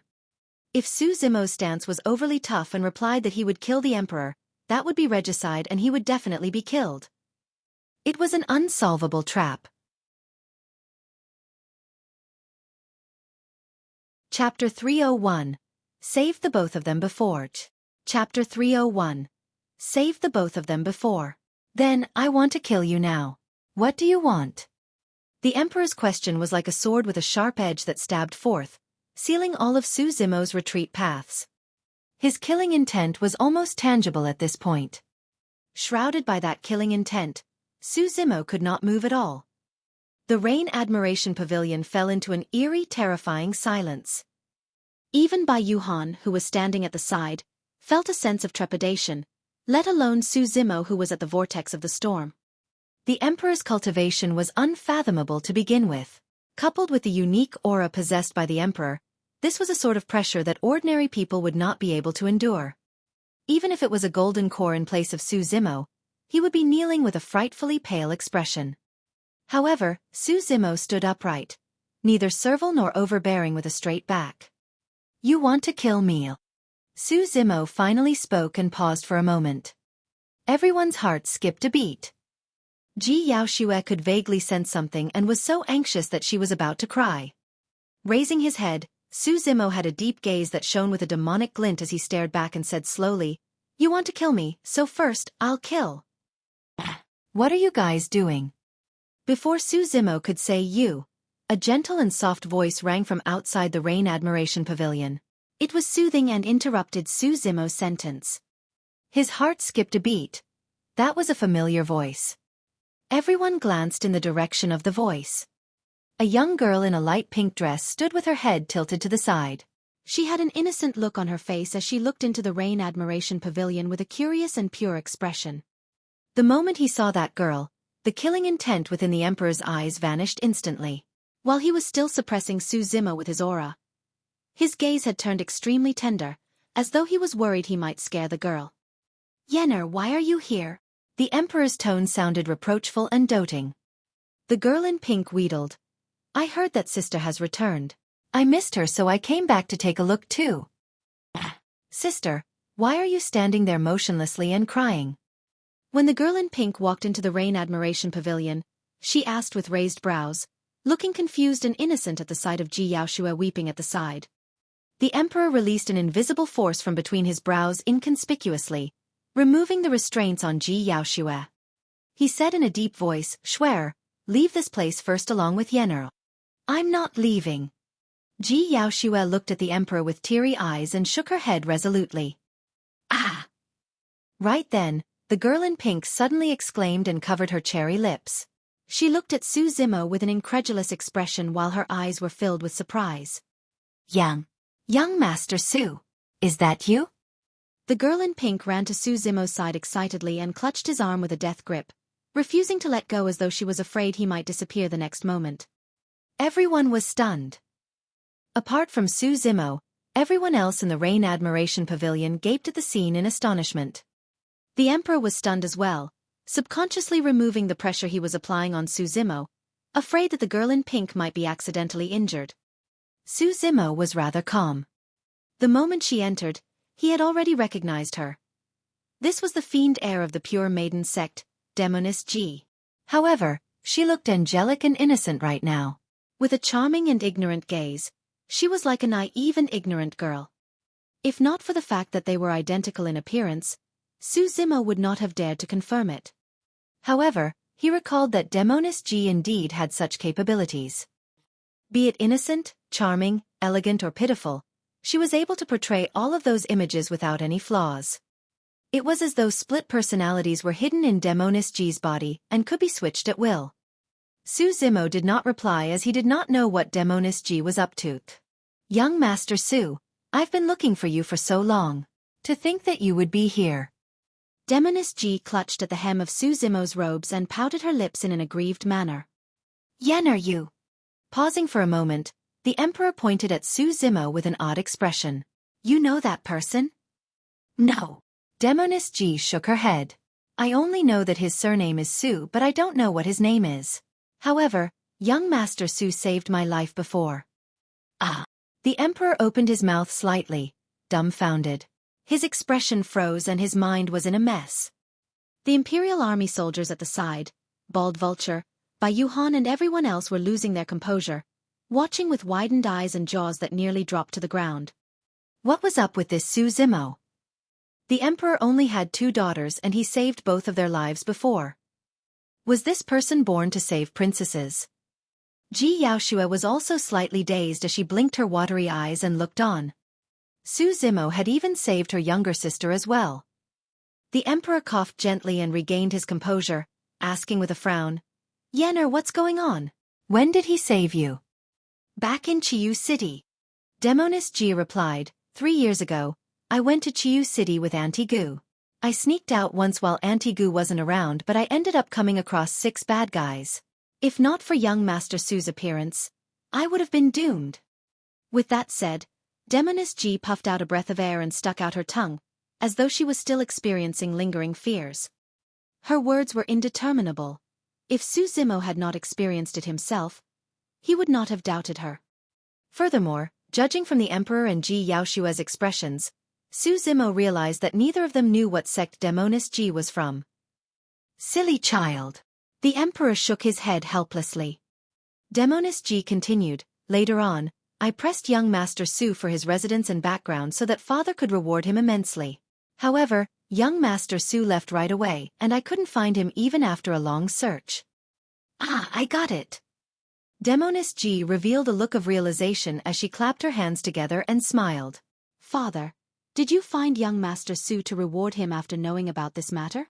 The Emperor remained silent and smiled bitterly in his heart. No matter if Su Zimo had deceived him or killed a soldier of the Imperial Army, this was someone who had saved 2 of his daughters after all.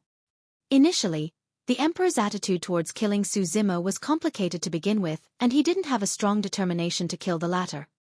Now that this happened, the Emperor had completely given up on killing Su Zimo. However, he was worried about something else.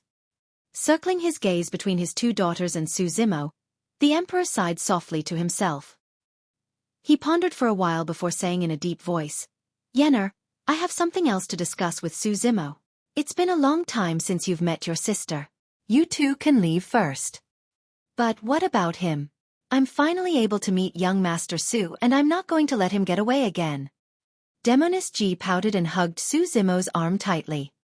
2 soft mounds pressed against Su Zimo's arm, slightly warm and extremely bouncy. He stiffened instantly. The Emperor said in an exasperated manner, Don't worry, I'll let him go after saying a few words to him. Thank you, father. Demoness G smiled sweetly and walked to the side with a gentle voice. Tugging Ji Yaoxue by the palm, she chuckled. Let's go, sister. We'll wait outside. Yes. Ji Yaoxue nodded. Since the Emperor was willing to say that, Su Zimo's life was naturally not in danger. As such, Ji Yaoxue could finally feel relieved. The 2 sisters left the Rain Admiration Pavilion hand in hand. Chapter 302, Can't Lie. Chapter 302, Can't Lie. All of you can leave as well. After the two sisters left the Rain Admiration Pavilion, the Emperor waved his hand. Bald Vulture, by Yuhan and the remaining Imperial Army soldiers bowed and left, leaving only the Emperor and Su Zimo in the pavilion. Didn't you have no spirit root and was unable to cultivate? I had some opportunities and unexpected circumstances. Who imparted your abilities to you? I'm a disciple of Ethereal Peak. Ethereal Peak. Good, how rare. The Emperor nodded. While Ethereal Peak was one of the 5 major sects, they had produced almost 0 powerhouses in terms of weapon refinement. If Su Zimo had not admitted it personally, the Emperor would not have guessed that the current #1 weapon refinement master in the entire Great Zhou dynasty came from Ethereal Peak. Su Zimo, Mo Ling Fufu. The Emperor laughed and said in a self-deprecating manner, to think that someone whom I thought to be useless was actually creating waves and grand achievements right under my nose. To be fair, although Su Zimo's reputation in the capital today was in part due to his own capabilities in weapon refinement, more than half of the credit belonged to the Emperor as well. Su Zimo had truly turned famous only after the Emperor's notice. At that moment, Mo Spirit Weapon Workshop had trampled True Fire Weapon Workshop beneath its foot entirely. Furthermore, all the cultivators in the capital knew that Mo Spirit Weapon Workshop was backed by the Emperor of Great Zhou. Anyone who dared lay a finger on Mo Ling was challenging the Emperor's authority. Thereafter, it was also thanks to the Emperor's protection that Su Zimo was able to walk out safe and sound despite killing someone on the streets. That was the reason why the Emperor harbored killing intents towards Su Zimo. Other than the anger he felt due to the embarrassment of finding out the truth, it was also because he felt that he was deceived and made use of. As the Emperor, the immensity of his wrath could be imagined when he discovered that he was being toyed with by someone he thought of as a useless person. Nevertheless, Su Zimo had saved his 2 daughters before.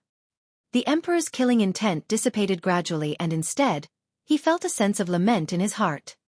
The fact that a young man in his 20s could be so composed in the face of such pressure, and even muster a slight intent to retaliate, was indeed rare. Apart from his initial prejudice, the Emperor admired Su Zimo.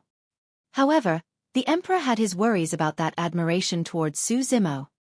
On the one hand, he was worried whether Su Zimo had motives for getting too close with the 2 princesses. On the other hand, he could tell that both Yenner and Xueqi had feelings for Su Zimo judging from their expressions. How should he make a choice? There's no way he could let this lad take the both of them as his Dao companions. How could he enjoy such a privilege? The Emperor asked, what happened back in Qiyu City? Who were the 6 people who attacked Yenner? I don't know. Su Zimo shook his head. I came across it unintentionally and rescued Demo. Miss G back then. Since Demoness G chose to hide the truth, there was naturally no way Su Zimo was going to reveal it. Nodding his head, the Emperor asked in a seemingly casual manner, there are no outsiders here. Tell me, what do you feel about Xueqi and Yenner? Su Zimo replied, the 3rd princess helped both me and the Su family, so I view her as both a benefactor and a bosom friend. As for the little princess, I'm not close with her either. We merely met by chance. He took one of them as his bosom friend and was unfamiliar with the other? The Emperor could sense that Su Zimo was indeed telling the truth. In other words, both his initial considerations were no longer existent. However, Su Zimo's attitude caused the Emperor to feel somewhat indignant. His daughters were both gorgeous and elegant. There was no way they were incompatible to Su Zimo, and yet he had no stray feelings towards either of them. If there's nothing else, I'll take my leave, Your Majesty. Su Zimo cupped his fists. The Emperor pondered for a brief moment before saying slowly, nothing has changed regarding the sect competition where I've invited you to be the judge for the weapon refinement segment. That sentence meant that the Emperor no longer had any prejudice towards Su Zimo and had acknowledged all of the latter's achievements. Su Zimo nodded before bidding farewell. Gazing at Su Zimo's disappearing back view, the Emperor smiled gently and lamented. It's fortuitous that Ethereal Peak produced someone like that to reclaim a position in terms of weapon refinement. Otherwise, they're definitely going to be disgraced at the sect competition. He paused for a moment before shaking his head and muttering to himself, however, other than weapon refinement, Ethereal Peak has no means of achieving anything for the other 3 ranking list.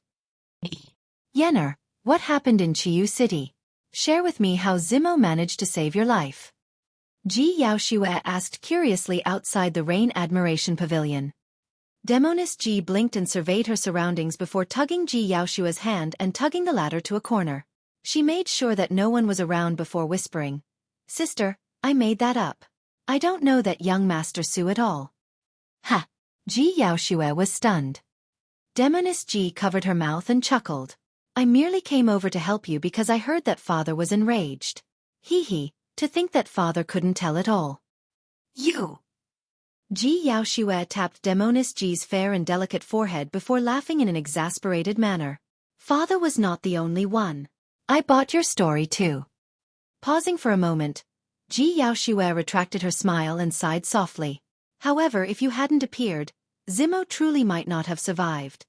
"That's Su Zimo. He's the one you fancy?" Demoness Ji blinked her eyes and asked. Ji Yaoxue blushed slightly and chided softly, "Go away, don't spout nonsense." "Hee hee, it must be. You're asking for a beating, young lady." Just as the two of them were bickering, Su Zimo had already exited the Rain Admiration Pavilion and was heading in their direction. When he approached, he cupped his fists. "Thank you, princesses." "Hey, young Master Su. I'm called Ji Yaoyan. Remember that I've done you a favor and you must thank me if there's a chance." After saying that, Demoness Ji gave Su Zimo an alluring smile and winked while Ji Yaoxue was not noticing. Her smile was as beautiful as a flower and could turn the world upside down. Her eyes resembled water, as though they could draw one's soul into them. Su Zimo closed his eyes hurriedly and took a deep breath of cold air as a burning sensation spread within him. That was the fiend air of the pure maiden sect he remembered. Ji Yaoxue was a little surprised and turned to look at Su Zimo before glancing at Demoness Ji. By now, Demoness Ji had already returned to normal and that bewitching smile and seductive gaze disappeared in a flash as though everything was an illusion. Demoness Ji waved and bid goodbye. Gazing at Demoness Ji's back view, Ji Yaoxue said to Su Zimo, "You've really got to thank Yenner. She did not know you at all and specially made up a lie to deceive father. Yenner isn't experienced in the world and she's pure and kind. Someone like her doesn't know how to lie at all. It was really hard on her this time round." Ji Yaoxue sighed gently once more. Su Zimo was speechless as he thought to himself, if that younger sister of yours doesn't know how to lie and is pure and kind, there would be no honest soul remaining on the face of this world. However, Su Zimo could not speak his mind. After all, he had promised Demoness Ji that he would help her conceal her identity. Furthermore, judging from the attitudes of Ji Yaoxue and the Emperor, even if Su Zimo were to tell them that Demoness Ji was the fiend heir of the pure maiden sect, neither of them would buy the truth at all. "What does your sister usually do?" Su Zimo asked in a seemingly casual manner. Ji Yaoyan shook her head. "Yenner can't cultivate and has been learning how to do business from Auntie Gu. She's just all around the place." Demoness Ji had cultivated some sort of a technique that could conceal her cultivation realm completely, making her look like a mortal. However, there was indeed no need for her to dirty her hands personally if she wanted to kill anyone. She was always making use of others to do it for her. A single gaze of hers would suffice. Chapter 303, Sect Competition. Chapter 303, Sect Competition. The capital of Great Zhou was getting livelier. Most of the sects within the Great Zhou Dominion had arrived by the final few days. Under the lead of Array Peaks Master, Xueqi, and Talisman Peaks Master, Lu Hui, the group from Ethereal Peak arrived in the capital as well. Apart from the two golden cores, Ethereal Peak only had less than 10 disciples. They seemed to be the disciples from Ethereal Peak. To think that there would be so few of them. It's good enough that they're even able to come here. I heard that Ethereal Peak suffered a huge blow after the battle at Dongling Valley, and almost all of their Foundation Establishment Realm disciples are dead. Yes, I reckon they're just here to join the fun. There's almost nothing Ethereal Peak can do for the 4 ranking roles. Xueqi and Lu Hui were expressionless as they walked through the streets and could vaguely hear the discussions around them. However, the disciples behind them let out indignant expressions. They're really spouting nonsense. Senior Brother G is at 5 Meridian Foundation Establishment and he'll definitely be able to get a spot on the spirit ranking.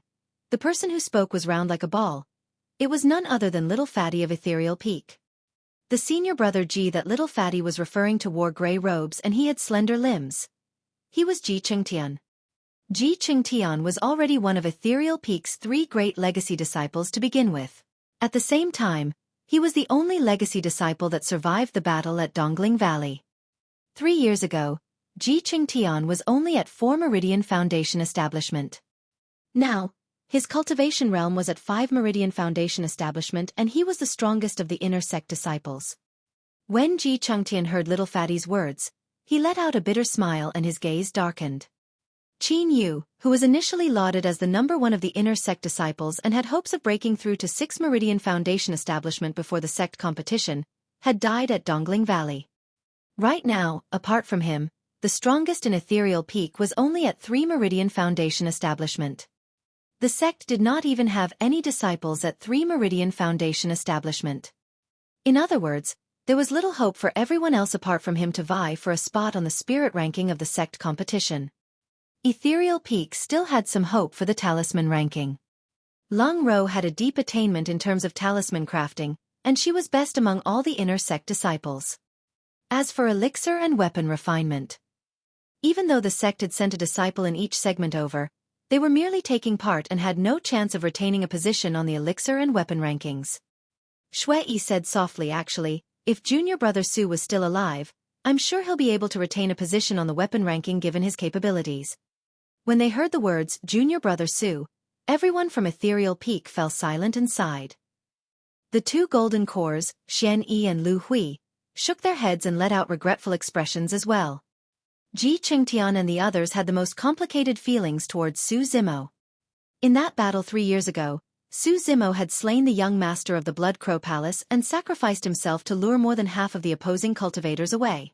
By doing so, he caused huge chaos in the ranks of their opponents. If not for that fact, all of them would have perished in Dongling Valley. Lang Ro lowered her head and her gaze was cold. However, there was a flash of sadness in her eyes. Get your spirits up. Xianyi hollered, Xueqi, part of the reason why you're here is to take part in the sect competition. But more importantly, it's for you to witness the magnificence of the #1 weapon refinement master of the Great Zhou dynasty. That's right. Talisman Peak's master, Lu Hui, nodded. It's said that Mr. Mo will appear during the sect competition as one of the judges for the weapon refinement segment. If you can obtain a couple of insights through Mr. Mo's opinions, you might be able to save yourself 10 years of hard work. Yes. Xueqi nodded heavily. Many weapon refinement masters within the Great Zhou Dominion idolized Mo Ling almost blindly, and it was the same for Xueqi as well. In his opinion, Mo Ling's rise to prominence was like a miracle that left everyone in awe. Throughout history, there had never been a weapon refinement master who could customize supreme-grade spirit weapons like Mo Ling. Every single weapon refinement master wanted to see for themselves what the legendary Mo clan's spirit gathering technique was like. This day, the capital was already bustling with people by the time the sun rose. There were more than 1,000 sects together, let alone the number of disciples each sect had. At a glance, it was packed with people as the crowd snaked through the streets and alleys, rushing towards the southwest corner of the capital. Today was the day of the sect competition. All eyes were on him. Every sect competition would always be held at the southwest corner of the capital where there was a large and spacious venue that could accommodate hundreds of thousands of people with ease. The Scarlet Vulture, Azure Falcon and White Hawk Guards were all mobilized, all of them riding their spirit beasts as they circled the skies, maintaining order on the streets. Apart from some itinerant cultivators, most of the sects had golden cores leading the teams. There was a sunken area in the middle of the square where the cultivators taking part in the sect competition would refine weapons and elixirs or create talismans to decide the eventual victors. There were 4 huge jade pillars erected in the 4 corners of the sunken area. White as ivory, they shone with a mysterious luster. Those 4 jade pillars represented the 4 ranking lists for spirit, talisman, elixir and weapon of the sect competition. Each jade pillar had 10 slots for names. In other words, after the sect competition ended, the 40 names shown on those 4 jade pillars would be the eventual victors of the sect competition. The sunken area was squarish with 4 faces, 3 of which were spectator zones provided for the Foundation establishment cultivators of the various sects to watch the sect competition. The final area had a golden carpet paving the ground, and it ascended upwards with 999 steps towards an exquisitely supreme throne right at the top. That was the seat of the Emperor of Great Zhou. On both sides of the golden carpet, there were several rows of seats and tables. They were filled with spirit fruits, immortal peaches and jade liquid, giving off a fragrant scent. Those seats were prepared for the golden cores of the various sections. As golden cores, there was naturally no way they could squeeze together and watch the sunken area like the rest of the Foundation establishment cultivators. Naturally, the proximity towards the seat of the Emperor was indication of a golden core's fame, strength and background. The seats at the furthest ends were filled mostly with itinerant cultivators. While they were also golden cores, they were weaker and were purely there to join in the fun and expand their horizons. The commanders of the 3 city guard squads, Bald Vulture, the Bearded Man and Bai Yuhan, guarded the edge of the golden carpet. All golden cores who wanted to get a seat had to go through the 3 of them. The 3 of them would size the golden cores before making the appropriate arrangements. The group from Ethereal Peak arrived at the sunken area. Turning around, Xueqi said in a low voice, "Don't feel pressured for this sect competition. Just do your best." "Understood." Little Fatty and the others responded.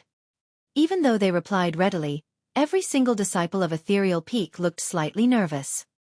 The scene before them was way too grand, and the number of cultivators surrounding the sunken area increased as more streamed in constantly. Xueqi and Lu Hui exchanged glances. Both could tell of the helplessness and worry in the other's eyes. Before the battle even began, the disciples were already showing fear. They were without a leader. The battle at Dongling Valley had dealt way too much damage to Ethereal Peak. While they had a 5-Meridian Foundation establishment cultivator like Ji Chengtian, he lacked sturdiness and dominance. He did not possess the type of fearless confidence that could always push forth.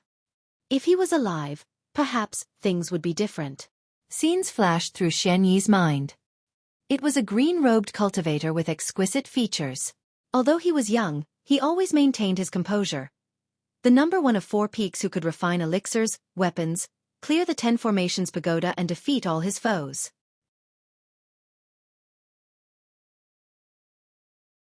Chapter 304.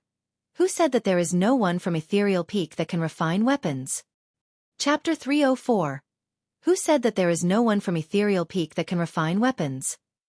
The spectator area on both sides of the golden carpet were already starting to fill with golden cores. After giving a couple more reminders, Xueqi and Lu Hui crossed the sunken area and headed for the spectator area as well. When they arrived, Xueqi and Lu Hui handed their respective sect badges to the Bearded Man and Bai Yuhan. This was not Xueqi's first sect competition, and he already knew the 3 commanders. However, he still had to go through a symbolic check. The Bearded Man smiled and asked, "Fellow Taoist, when Xuan didn't come this time round?" When he heard that, Xueqi's expression dimmed as he shook his head gently. There was sadness and anger in Lu Hui's eyes as well.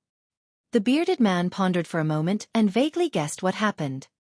It was said that Ethereal Peak suffered heavy casualties for the battle at Dongling Valley, and several golden cores had perished as well. Only one of them managed to survive. Judging from Xueqi and Lu Hui's expressions, when Xuan was most likely dead. Xueqi forced out a smile.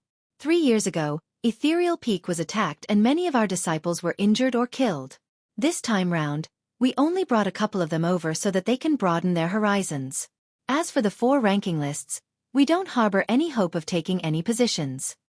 The Bearded Man shook his head and replied hurriedly, "You're being humble, fellow Taoist.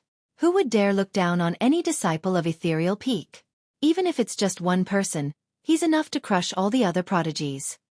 "That's right." Bai Yuhan smiled as well. "Congratulations. Ethereal Peak's about to become famous again." Ah! Both Xueqi and Lu Hui were stunned for a moment. The 2 of them immediately thought that the Bearded Man and Bai Yuhan were being sarcastic and mocking Ethereal Peak. In the previous sect competitions, Ethereal Peak would occupy at least 3 of the 10 spots on the spirit ranking alone. At its prime, Ethereal Peak could even occupy half of the rankings. However, for this sect competition, Ethereal Peak could only obtain 2 of the 40 spots on the 4 ranking lists at the very most. It would already be fortuitous if they did not embarrass the sect, let alone make it famous. Lu Hui harumphed coldly in displeasure. Xueqi frowned, feeling perplexed. He looked at the gaze and expressions of the bearded man and Bai Yuhan. Neither of them seemed like they were being sarcastic. They sounded sincere, as though they were implying something else. This way, please. The bearded man nodded with a smile as he added. Because there were other golden cores lining up behind them, it was inappropriate for Xueqi to linger further, and he could only enter the spectator area with his doubts. Look, the peak masters have already sat down. Beside the sunken area, Little Fatty pointed at the spectator seats a distance away and said, the seats of the two peak masters are rather decent. They're quite close to the Emperor's throne. The spectator seats could roughly be divided into several major areas. The first area only had a single seat, the Emperor's throne. Beneath the Emperor's throne, there were not many seats in the second area. Till now, they were empty without a single person. The third area was where Xueqi and Lu Hui were seated. Apart from the two of them, the golden cores from the other four major sects, Iridescent Clouds Palace, True Fire Sect, Southern Mountain Sect and Azure Frost Sect were also seated. Following that was the fourth area where golden cores of the other sects within the Great Zhou Dominion were seated. This was the largest area with the most seats. The fifth area comprised of itinerant cultivators at Golden Core Realm. How ignorant! Even if your golden cores of Ethereal Peak are seated in the third area, what can that prove? Right then, a sneer sounded from the side in a mocking manner. Another sarcastic voice rang out. In my opinion, Ethereal Peak's most likely going to be removed from the 5 major sects after this sect competition. Little Fatty and the others frowned and turned to their sides. The two people who spoke were disciples of True Fire Sect. Also as one of the 5 major sects, True Fire Sect sent more than 100 Foundation Establishment cultivators. Of the two leaders, one of the men had a sharp face and high nose bridge. His lips were thin and he exuded a sinisterly ruthless aura. The other man wore maroon robes and had a haughty expression. Whether or not we're removed is not decided by True Fire Sect. Just mind your own business. Xueqi was upset and retorted. The maroon-robed man turned around and sized Xueqi up before asking with a smirk, "Fellow Taoist, you seem to be indignant? You're only at mid-stage Foundation establishment, so I reckon you must be here for the talisman, elixir, or weapon ranking lists. But, the elixir and weapon refinement masters of Ethereal Peak. Haha, I can't comment much about you guys." Upon hearing that, everyone burst into laughter. In previous sect competitions, Ethereal Peak disciples had never gotten a spot on the elixir and weapon ranking lists. To everyone else, elixir and weapon refinement masters from Ethereal Peak were nothing but a joke. Upon hearing the mocking laughter, everyone from Ethereal Peak looked terrible. The maroon-robed man continued asking with a smile, "So, you're a talisman master?" "No," Xueqi declared loudly. "I'm not afraid of letting you guys know either that I'm a weapon refinement master and I'm here for the weapon refinement segment." "Oh." The maroon-robed man dragged his voice and let out an enlightened expression before giving a fake smirk. "So, you're a weapon refinement master. A weapon refinement master of Ethereal Peak to boot. I've been impolite. Please excuse me." Everyone could hear the mocking tone of the maroon-robed man. He continued, "What a coincidence. I'm Tao Feng, also a weapon refinement master." "So, he's Tao Feng. Who is Tao Feng?" "The #1 weapon refinement master of True Fire Sect. Even though he's only 30 years old, he has already managed to refine a superior-grade spirit weapon successfully, and is an advanced weapon refinement master. The rumors out there are saying that fellow Taoist Tao Feng is the #1 weapon refinement master of the younger generation." Tao Feng could feel the envious gazes of the surrounding cultivators as he listened on to the discussions. Brimming with pride, he raised his chin slightly and looked at Xueqi in a smug, taunting manner. "How do I address you, fellow Taoist? I wonder what grade of spirit weapon you're able to refine?" Xueqi blushed and did not say anything. With his capabilities, he could only refine inferior-grade spirit weapons. Since he could not even refine middle-grade spirit weapons, he was naturally inferior and could not compare to Tao Feng who was before him. Tao Feng raised his brow and scoffed. "Oh, so you're a nobody.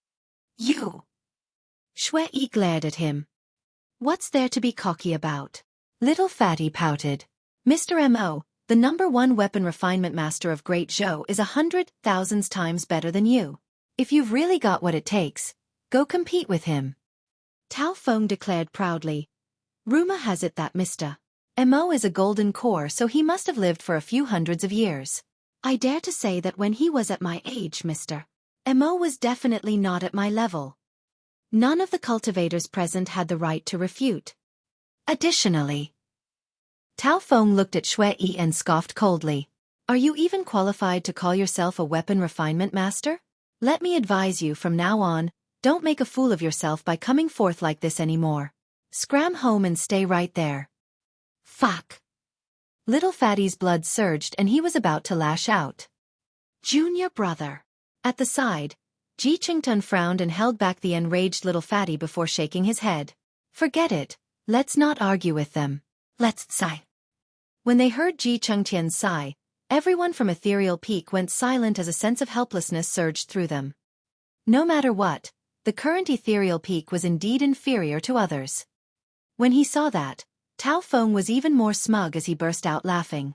There's no one in Ethereal Peak that can refine weapons such that any Tom, Dick and Harry could call themselves weapon refinement masters. What a joke. Ha ha ha. Who said that there is no one from Ethereal Peak that can refine weapons? Right then, another voice rang out from the crowd, even revealing a trace of killing intent.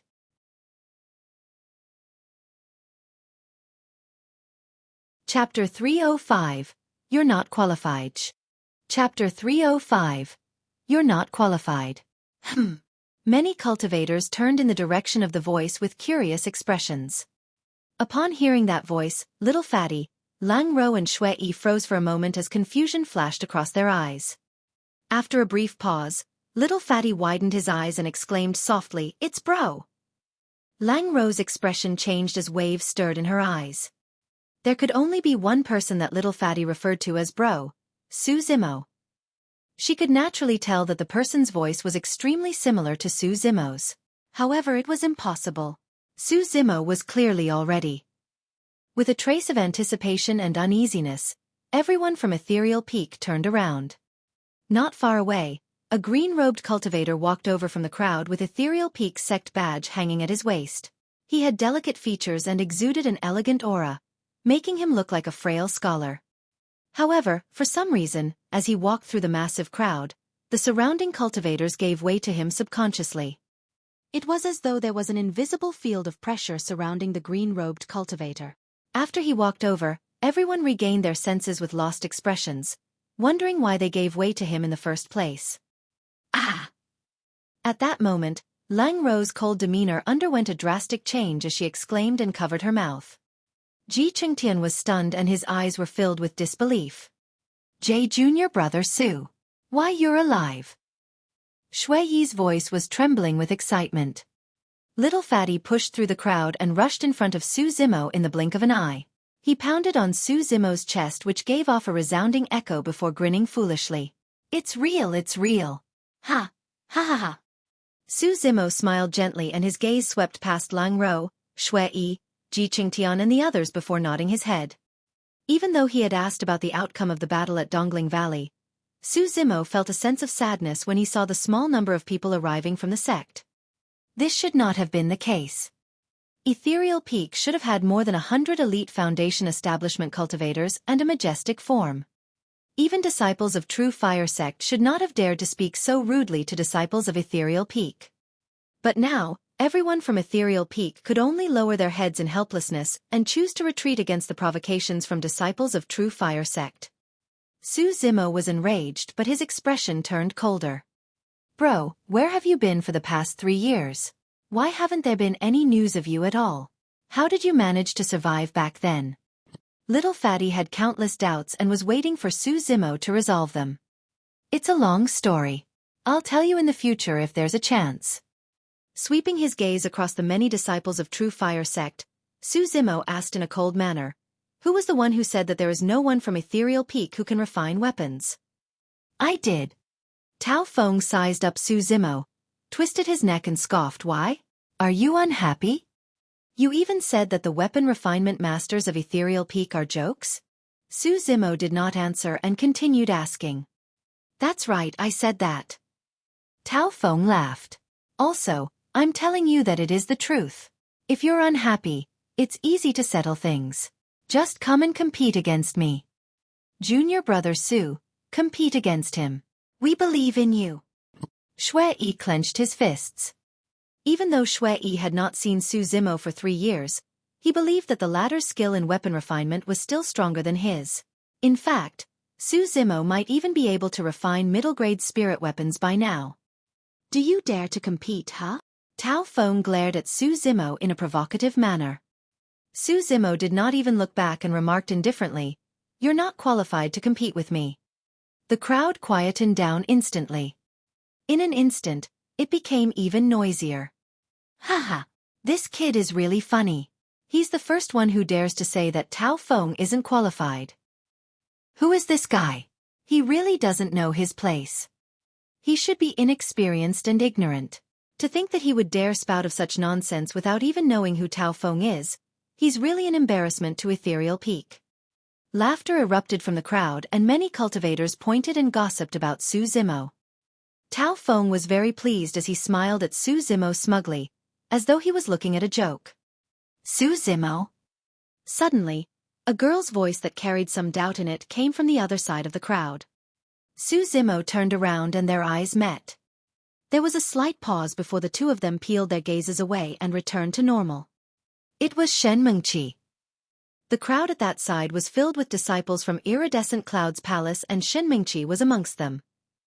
Ever since they parted ways in the capital of Yen country, Su Zimo no longer felt any stirs in his heart now that he was seeing Xueqi again. She came to Su Zimo's side and frowned. It's indeed you. Even after 3 years, you're still so arrogant. Do you know who he is? Xueqi pointed at Tao Feng and questioned Su Zimo. Su Zimo shook his head. I don't. With a tinge of reprimand in her tone, Xueqi said in a deep voice, he's Tao Feng, a weapon refinement master of True Fire Sect. True Fire Sect is renowned for their ability to control flames and they will occupy at least 3 spots on the elixir and weapon rankings each time. As for Ethereal Peak, you guys can't even get a single spot. How can you compete with him in terms of weapon refinement? I'm not intending to compete with him. Like I said, he's not qualified. Su Zimo's tone was still as calm and natural, as though he was stating a fact. However, Su Zimo's words only attracted even more ridicule. Xueqi laughed out of anger. Fellow Taoist Tao Feng is lauded as the #1 weapon refinement master of the younger generation. Saying that he's not qualified only exemplifies your ignorance and arrogance. Indeed, truly ignorant, Su Zimo nodded with a mocking look in his eyes. I believe in junior brother Su. Right then, Lang Ro spoke all of a sudden. Even though her tone was cold, it was extremely firm. If he says that Tao Feng isn't qualified, Tao Feng definitely isn't qualified. When he heard that, Su Zimo smiled faintly at Lang Ro and nodded his head. Xueqi felt inexplicably vexed when she saw that. Fellow Taoist, I can understand how you want to support your fellow sect mate. However, you can't do it blindly or it'll only bring shame to Ethereal Peak. Xueqi glared at Lang Ro and sneered. Let me tell you, there's only one person in the capital of Great Zhou who can say that Tao Feng is not qualified. That is none other than the #1 weapon refinement master of the Great Zhou dynasty, Mr. Mo Ling. The crowd fell silent upon hearing the words Mr. Mo. That name indeed carried a strange magic to it. Tao Feng nodded as well. If Mr. Mo is here, I'm willing to listen to his teachings. He paused for a moment before glancing askance at Su Zimo. But who do you think you are? When Xueqi saw how indifferent Su Zimo was towards the words Mr. Mo, she could not help but shake her head and sigh gently. Seems like you've never even heard of Mr. Mo before. Her sigh revealed a sense of superiority, as though it was an honor worth bragging about to know of Mr. Mo. Chapter 306, Gathering. Chapter 306, Gathering. Su Zimo turned and asked with a fake smile. Are you very close to Mr. Mo? I. Shen Mengqi was stunned by his question and looked flustered. As a Foundation establishment cultivator, how would she have the chance to know Mr. Mo? Su Zimo smiled. Seems like you're not close to him. In that case, have you met him before? Su Zimo's gaze seemed to have a deeper meaning and it made Shen Mengqi feel inexplicably frustrated. Composing herself, Shen Mengqi raised her chin and replied smugly, I've never met Mr. Mo before, but I took part in his auction once. Without experiencing and seeing it for yourself, it's impossible for you to imagine how much influence a weapon refinement master can possess. Su Zimo remained silent as he looked at Shen Mengqi with a faint smile on his face. You don't have to look at me like that. Shen Mengqi harumphed. Who do you think Mr. Mo is? It's only normal that I haven't seen him before. Even among the thousands of golden cores sitting at the Spectator area, few of them have seen the true face of Mr. Mo. Smiling, Su Zimo looked at Shen Mengqi quietly. What exactly are you trying to say? I just want to tell you that even though you're here to take part in the Sect competition, it doesn't mean anything. Shen Mengqi clutched her fists tightly. You're still as brazen, arrogant and ignorant as ever. You haven't even heard of Mr. Mo before. I advise you to not compete later unless you embarrass yourself. There was something else that Shen Mengqi did not say. Su Zimo, even though you've entered the cultivation world and are here at the Sect competition as well, you'll never be able to beat me. Shen Mengqi only wanted to prove one thing. That one single thing that she had never been able to let go for the past few years. That year, that day in that small town. She did not make the wrong choice. Your master is here too, right? Suddenly, Su Zimo asked. What do you want? Suddenly, Shen Mengqi became nervous and frowned. Su Zimo, I advise you to calm down. Do you have a death wish? My master was truly angered over what happened 3 years ago. 3 years ago, in the capital of Yen country, Su Zimo severely injured a group of disciples from Iridescent Cloud's palace and even killed one of them. That matter naturally could not be hidden from perfected being Tsong Lang. Su Zimo smiled and said slowly, I heard that your master perfected being Tsong Lang is on good terms with Mr. Mo. In fact, Mr. Mo is even willing to customize a supreme-grade spirit weapon for him for free, on just a single condition. Shen Mengqi's expression changed. That incident was an absolute humiliation for perfected being Tsong Lang, and had spread through the entire capital in less than a day. No one in Iridescent Cloud's palace dared to discuss that matter. With a profound gaze, Su Zimo said meaningfully, Shen Mengqi, have you ever thought about why Mr. Mo would propose that condition? Almost everyone knew that the condition was for perfected being Tsong Lang to kneel down. At that moment, Shen Mengqi seemed to have thought of something. Just as she was in deep thought, she heard a call by her ear, interrupting her train of thought. Junior sister. He is Su Zimo? A man wearing the robes of Iridescent Cloud's palace strode over. He was handsome and extraordinary, carrying an elegance in his graceful steps as he stared at Su Zimo with a hint of killing intent. Ah, he is, Shen Mengqi replied instinctively. She had vaguely thought of an answer to Su Zimo's question, but after being interrupted by senior brother Si Yutong, she could not recall anything. You were the one who killed one of our disciples, huh? Si Yutong closed into Su Zimo and asked coldly with an unfriendly expression. That's me, Su Zimo replied indifferently.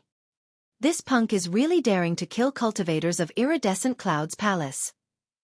This time round, Ethereal Peak is already weak to begin with, and yet they have a disciple who has so many enemies. In an instant, he offended both True Fire Sect and Iridescent Cloud's palace. I think Ethereal Peak is doomed. The surrounding cultivators discussed fervently at the side. Frowning, Shen Mengqi dissuaded softly. Senior brother, forget it. We're in the capital of Great Zhou. Forget it? Fufu. Si Yutong was unmoved and sneered coldly. Si Zimo, do you dare to participate in the competition for the spirit ranking? Before Su Zimo could reply, a shout from the crowd drew away everyone's attention. Look over there. He can actually fly in the capital? Who is he? From the looks of it, they should be the princes. In the sky not far away, 5 men flew through the air under the escort of powerful Imperial Army golden cores. They were dressed in rich clothes, descending slowly onto the spectator area with a graceful bearing. Arriving beneath the emperor's throne, the 5 of them took their seats in the second major area and nodded to their surroundings. Before long, there was another commotion among the crowd. Not too far away, 2 women appeared in midair. The woman in front had an extraordinary appearance. She had a smile on her face and body was full of curves, exuding a mature and alluring aura. The other girl wore a pink dress and had a petite yet exquisitely shaped body. The only pity was that she was wearing a veil and her face could not be seen clearly. Si Yutong coughed gently and declared proudly, "If I'm not wrong, the person in front should be Chief Steward Gu of the Sky Treasure Auction House." Chief Steward Gu is truly a seductress. Another cultivator looked infatuated as he gulped. Who is the girl behind her? Even though she's wearing a veil, her eyes are really pretty and seem like they can speak.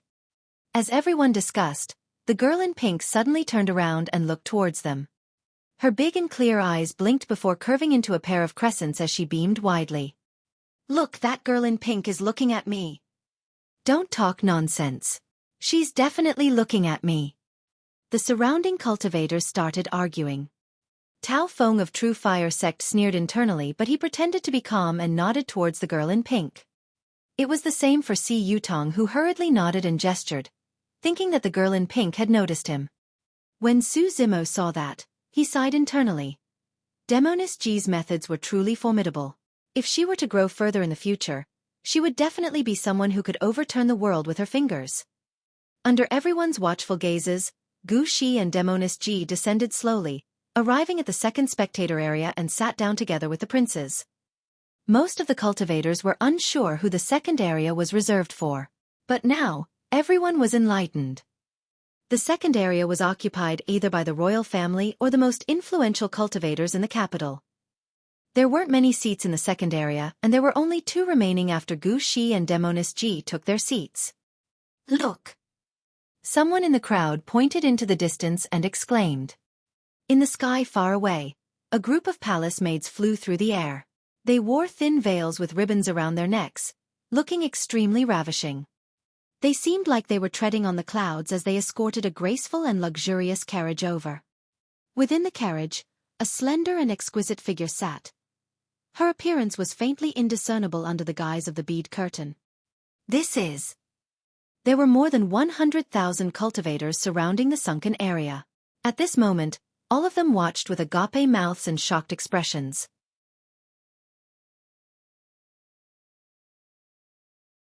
Chapter 307. Very Beautiful. Chapter 307. Very beautiful. That must be the 3rd princess of Great Zhou. I heard that the 3rd princess entered Azure Frost Sect for cultivation under the name of Xueqi. Now that she has regained her identity, she will most probably not return to Azure Frost Sect. I heard that the 3rd princess is beautiful and ravishing. If only we could take a closer look at her. A commotion broke out among the crowd. Pondering for a moment, Tao Feng's eyes lit up in realization. So, it's fellow Taoist Xueqi. In that case, I've met the 3rd princess before. Amazing, Senior Brother Tao. Senior Brother Tao, is the 3rd princess really as beautiful as the legends say? Many True Fire Sect disciples beside Tao Feng revealed looks of envy as they fought to ask questions.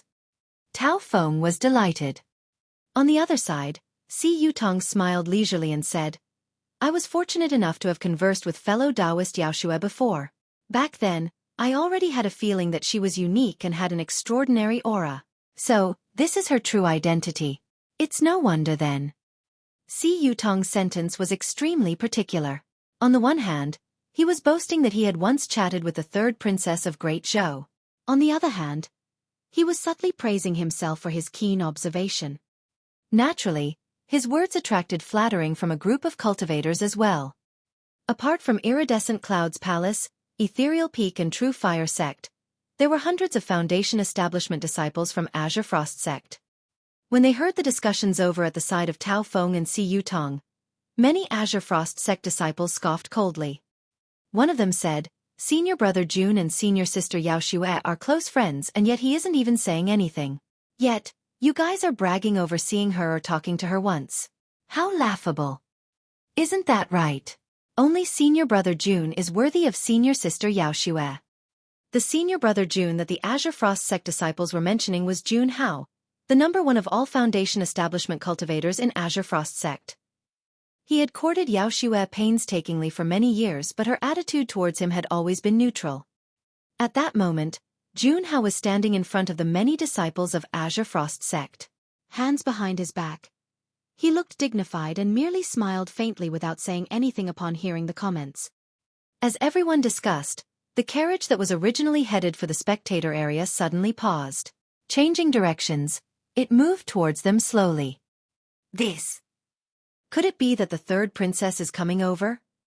Tao Feng suddenly straightened his clothes, feeling a little nervous. Si Yutong's heart also started thumping and his mouth was dry. A thought flashed across their minds at the same moment. Could the third princess be here to see me? The carriage in midair was clearly about to descend in front of them. Senior sister Yao Xue is coming over. Senior brother Jun, the third princess is definitely here for you. A few Azure Frost Sect disciples said excitedly. Jun Hao of Azure Frost Sect smiled and looked at the person inside the carriage with a gentle gaze. Splash! A white lotus-like arm reached out and lifted the bead curtain, revealing a refreshing and flawlessly beautiful face. Everyone's breathing stopped. Yao Xue was wearing a faint yellow long robe. It was made of unique materials and had intricate patterns carved on it, looking extremely gorgeous as though it was created by the heavens. So beautiful! The crowd gasped. In truth, Yao Xue's appearance could not be considered as peerless, nor could she match against Dai Yu. She was merely comparable to Lang Rou, and each had their own merits. However, she was the princess of Great Zhou after all. The light yellow robe on her today was extraordinary and fit her perfectly, accentuating her slim and graceful figure as well as adding a layer of class and elegance. A weapon refinement master's eyes flickered as he said in a deep voice, "This robe is not simple. It seems to be an extremely high-graded defensive spirit weapon. That's the princess of the Great Zhou dynasty for you. Even a single robe is a high-graded defensive spirit weapon. By the looks of it, that seems to be customized for her." Many cultivators revealed looks of envy. Some of the female cultivators were even feeling jealous, fantasizing about how the pale yellow robe would look on them instead. With light steps, Yao Xue walked towards the crowd. The crowd subconsciously parted to make way for her. Jun Hao of Azure Frost Sect cupped his fists and said sincerely with a smile, "Junior sister Yao Xue, it's only been a few days since we last met, but you're really becoming prettier." Jun Hao could not continue. Initially, he thought that Yao Xue was here for him. However, she merely glanced at him nonchalantly and nodded her head as a form of greeting. Brushing by him, Yao Xue did not say a single word at all. In fact, she did not even pause for a moment. A gust of fragrant wind blew past, leaving Jun Hao with his hands that were hovering in midair and a slightly stiff expression on his face. Tao Feng was overjoyed when he saw that. Although he was looking forward to it, Tao Feng did not bear much hope. After all, he had only met Yao Xue once. But now, Yao Xue did not bother about Jun Hao from Azure Frost Sect and was headed in his direction. When he saw Yao Xue approaching, Tao Feng coughed lightly and revealed a bright smile. "Greetings, third princess, I am Tao." Tao Feng could not continue either. Yao Xue glanced at him and walked past without even nodding her head. She looked as though she was glancing at a stranger. Little Fatty seized the rare opportunity and could not help but laugh. "My, the princess doesn't even know who you are, and yet you're bragging about meeting her once." Tao Feng's expression darkened as he snorted. Si Yutong took a deep breath of air and calmed himself down when he saw the third princess headed towards him. He took a few steps forward and bowed slightly, cupping his fists. "I am." Yao Xue walked past him without even glancing once at him. Flushing red with embarrassment, Si Yutong looked awkward and wished he could dig a hole and hide in it. "Who is the third princess looking for?" "I don't know." As Yao Xue walked, the crowd dispersed to both sides and only a single person did not budge, looking extremely striking. "Su Zimo, what are you still standing there for? Make way." Shen Mengqi frowned and hollered. Su Zimo did not say anything. Scoffing coldly, Shen Mengqi continued, "Su Zimo, Perhaps no one could do anything to you in the capital for offending True Fire Sect and Iridescent Cloud's palace. However, if you offend the third princess of Great Zhou, no one can save you. Su Zimo remained silent. Why are you still as stubborn as when you were young? You refuse to kneel when you're asked to, and now, you refuse to move away as well. Shen Mengqi gritted her teeth and walked towards Su Zimo, wanting to push the latter away. Right then, Ji Yaoxue had already arrived in front of Su Zimo and stopped in her tracks. Shen Mengqi was also rooted in her tracks instinctively. The originally noisy crowd quietened down. Everyone's gaze was on Ji Yaoxue while her gaze was on Su Zimo. Their eyes met. Ji Yaoxue turned her body slightly, causing her pale yellow dress to flutter slightly. She looked like a young girl in love. Blinking her bright eyes, Ji Yaoxue asked with a smile, "Zimo, how is it?" Everyone was stunned and their jaws nearly dropped to the ground. Shen Mingqi's mind was in a state of chaos. Zimo?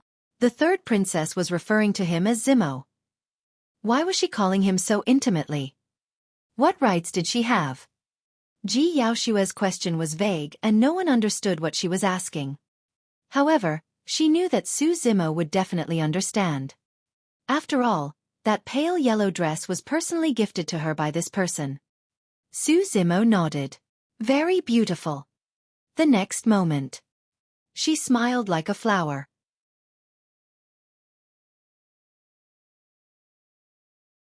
Chapter 308. It's over for Ethereal Peak. Chapter 308. It's over for Ethereal Peak. In this woman's heart, no amount of praises from anyone else could compare with the two words he had just said. The woman's smile stunned everyone, causing their hearts to flutter. Many cultivators froze on the spot, unable to recover from their shocks. There was something wrong with the conversation. What were those two doing right in front of everyone? Many cultivators initially had fantasies towards the third princess of Great Zhou, but now, they felt a sharp pain in their chests as though they had been severely injured. Xueqi muttered in disbelief, "This junior brother Su actually knows the third princess?" Hee hee.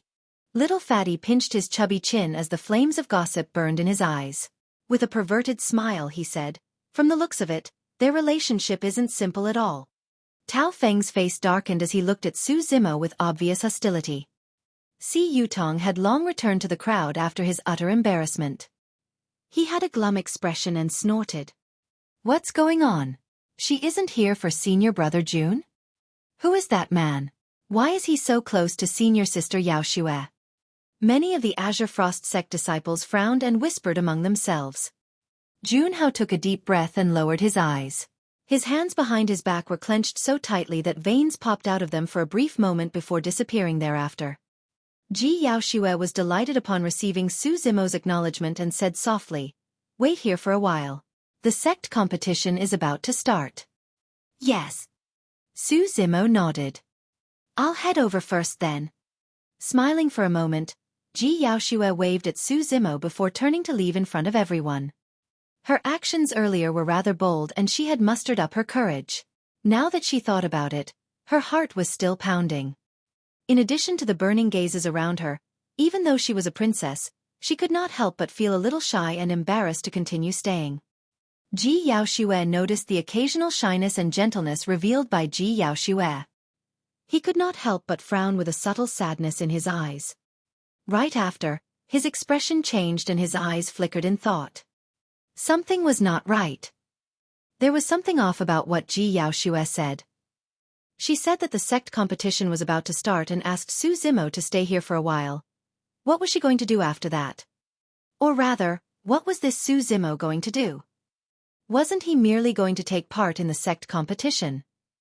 "I'll head over first then." That was Ji Yaoxue's second sentence. It did not sound like much at first glance, but after thinking about it carefully, there was more to it. As a princess of the Great Zhou dynasty, the place where Ji Yaoxue was headed was the second spectator area. Why would she tell Su Zimo that she was heading over first? Unless, the reason why Ji Yaoxue said that was because Su Zimo was going to head over to the same place. But, was that possible? What rights does a foundation establishment cultivator like him from Ethereal Peak have compared to the status of the other people seated at the second spectator area? Subtly, Junhao surveyed his surroundings. Many cultivators were excited as they discussed fervently about the peerless beauty of the third princess as well as her relationship with Su Zimo. There were also some people who were still immersed in the previous scene and were in low spirits, unable to extricate themselves. Apart from him, no one else noticed the abnormality in Ji Yaoshue's words. Perhaps I'm overthinking it. Junhao muttered to himself. I've got it. Right then, a cultivator in the crowd suddenly said something as though he had discovered a huge secret. What? Someone else asked. The person said slowly, have you guys noticed that there's a seat left in the second spectator area after the third princess took her seat? Yes, so what? The person smiled smugly and replied, I dare to bet that the seat is reserved for Mr. Mo. Many cultivators pondered for a while before they came to a realization. That's right, it must be Mr. Mo. Yes, only Mr. Mo is qualified. That seat is alongside the princes and princesses and is merely beneath a single person.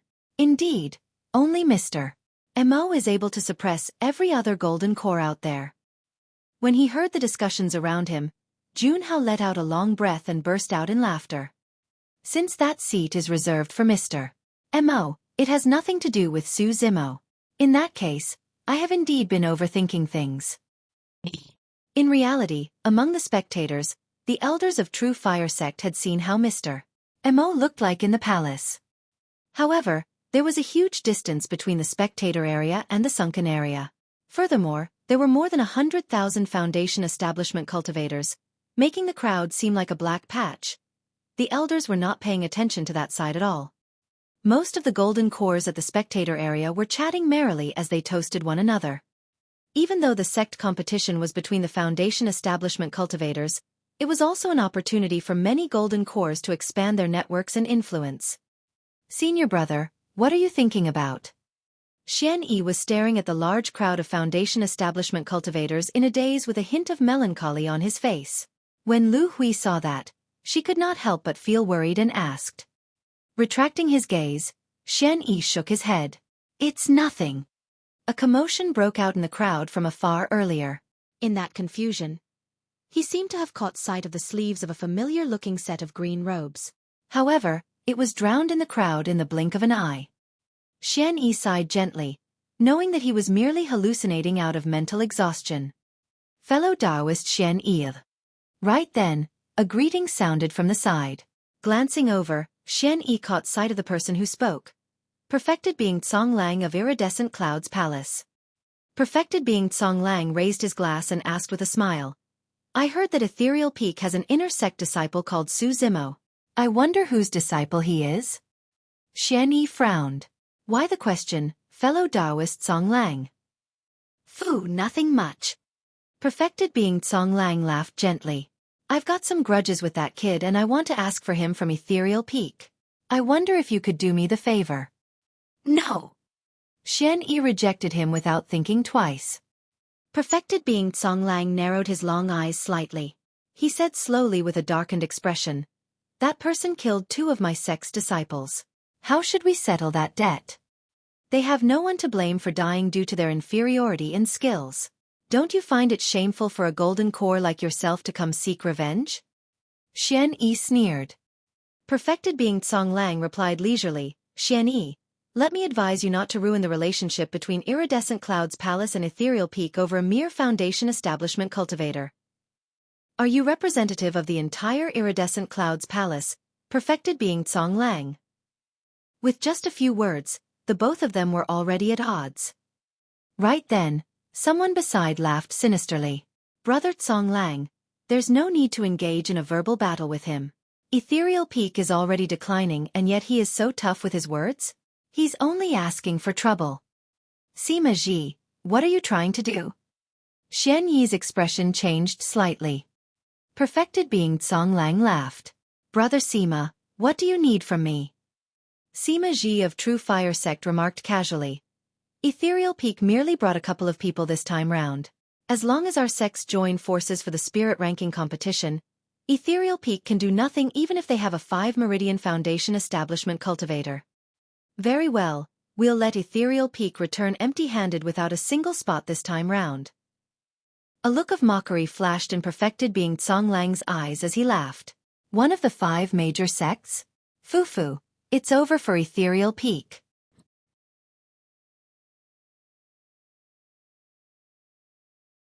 Chapter 309. Please head to the Spectator area. Chapter 309. Please head to the Spectator area. Despicable. Xueqi clenched his fists and cursed through gritted teeth. To begin with, Ethereal Peak was already weaker for this sect competition with only a single 5 Meridian Foundation establishment cultivator who could compete. If he was specifically targeted, they would stand no chance at all. Roar! Right then, a heaven-shaking roar could be heard from the distant horizon, shaking the entire void in an extremely imposing manner. Everyone's hearts skipped a beat as they looked over. 5 massive and ferocious lions rushed over side by side with an aggressive momentum. They were covered with golden fur from head to toe without any impurities, as though their bodies were burning with golden flames. Those are golden lions. Golden lions are ancient remnant beasts that are at Golden Core realm. The 5 golden lions were tied with iron chains and dragged an ancient war chariot behind them. On it, a middle-aged man stood wearing a long golden robe.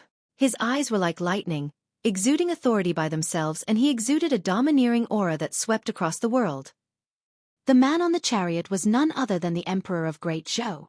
Greetings, Your Majesty. All the Imperial Army soldiers knelt on one knee and roared in unison.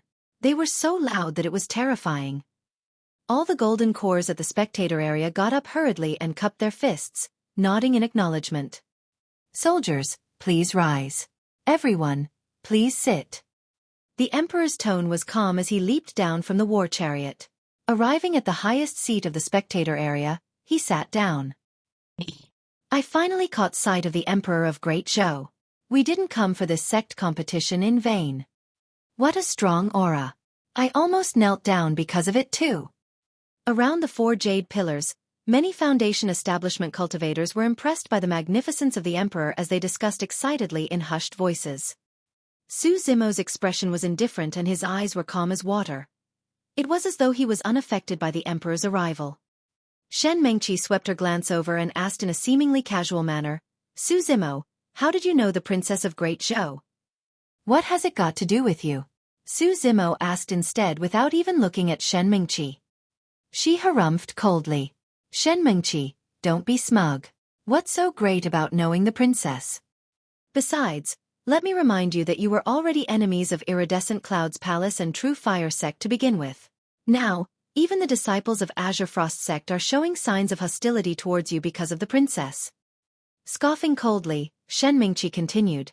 The princess's actions have unknowingly established many powerful foes for you.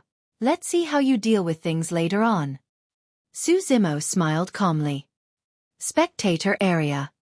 The Emperor pushed his hands down the air and the crowd gradually quietened. In a low voice the Emperor said, the sect competition's about to begin soon. Before this, I want to introduce a weapon refinement master that I believe everyone has heard of. The #1 weapon refinement master of Great Zhou. Mr. Mo Ling. Of course we know about him. Many golden cores at the Spectator area smiled and nodded with anticipation in their eyes. The Emperor continued, although all of you have heard of his name, not many have seen his true appearance.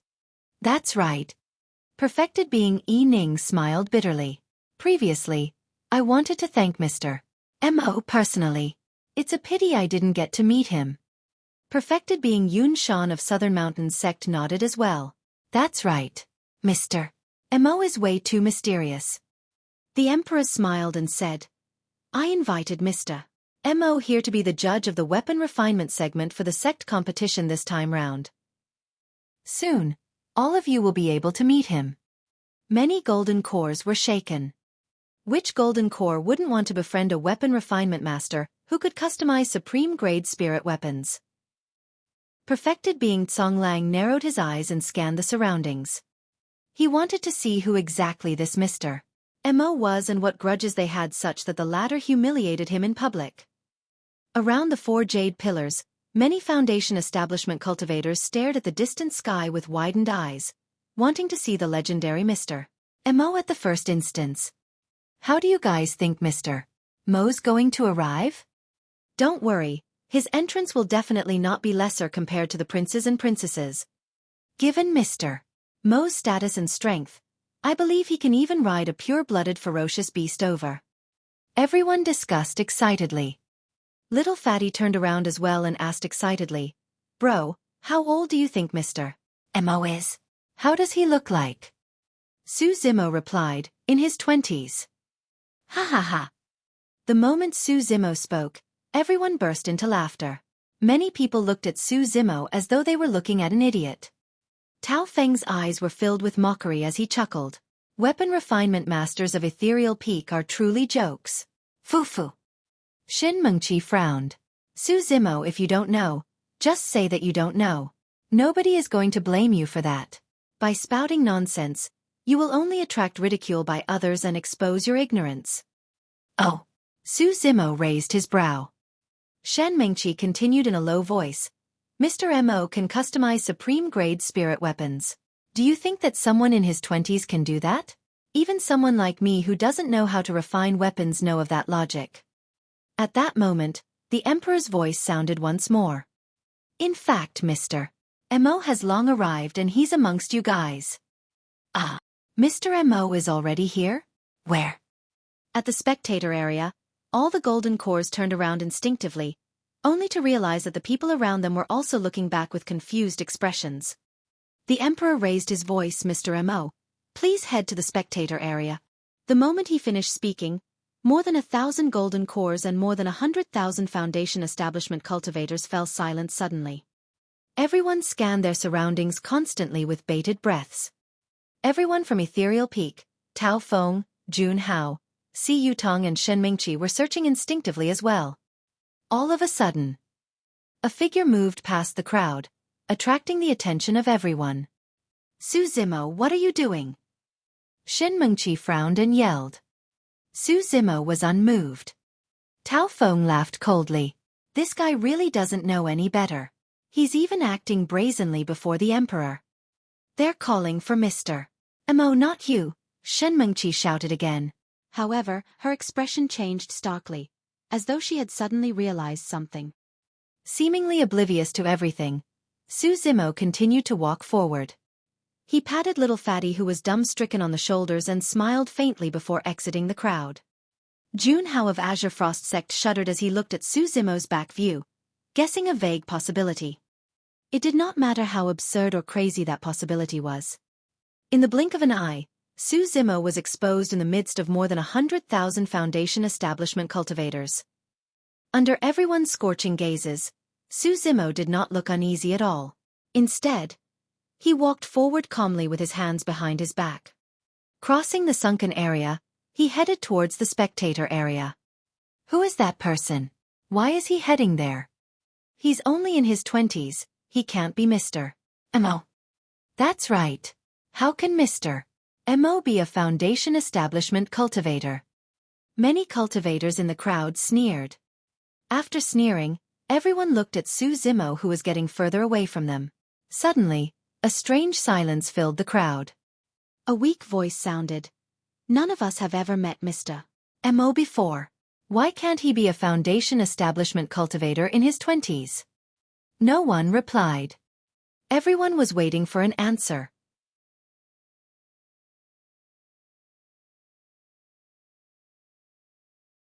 Chapter 310. All eyes were on him. Chapter 310. All eyes were on him.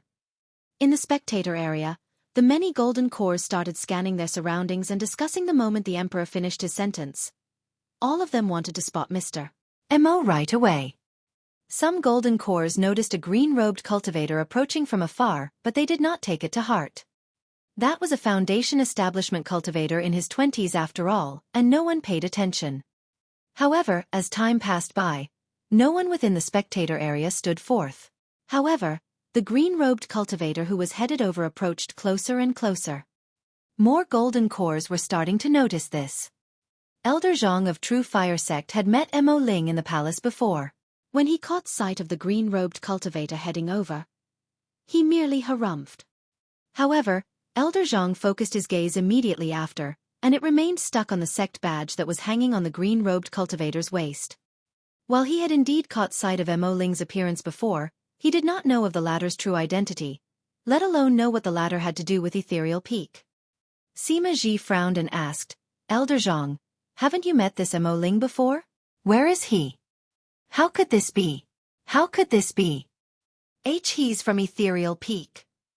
Elder Zhang did not seem to have heard anything as he muttered to himself in a lost manner. Golden cores of the 5 major sects were seated in the 3rd spectator area. All of them noticed Elder Zhang's abnormality, and looked down in the direction of his gaze.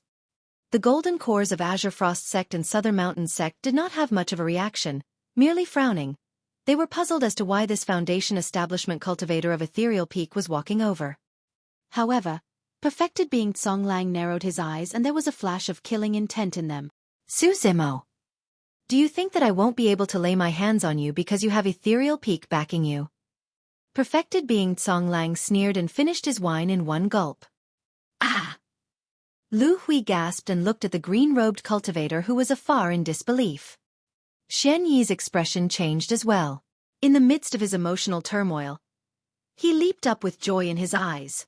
He's not dead. He was indeed still alive. At that moment, Xian Yi suddenly felt much relieved. The fact that Su Zimo wasn't dead meant that he would have a successor for his sword formation techniques. Perhaps, if Su Zimo were to head back and cultivate for another 10 years, with his talent, he might be able to leave his name on the weapon ranking for the next sect competition. Or perhaps, if he were to train for another 10 years, Su Zimo might even be able to vie for the spirit ranking. At that thought, Xian Yi could not help but smile to himself. It did not matter even if Ethereal Peak did not obtain a single spot for the sect competition this time round. Su Zimo's survival meant that there was still hope for Ethereal Peak. If when Xian knew that you were still alive, perhaps he would feel better. Xian Yi lamented internally. Many golden cores frowned in displeasure as they watched the approaching green-robed cultivator below the spectator area. After all, the seats were only meant for golden cores and not any random Foundation establishment cultivators. Even a Foundation establishment cultivator from Ethereal Peak was not spared from the rules. The discussions in the spectator area grew louder as many golden cores were upset. At the entrance of the spectator, the 3 guard squad commanders, the bearded man, Bai Yuhan and Bald Vulture were calm and ignored everyone. Hey!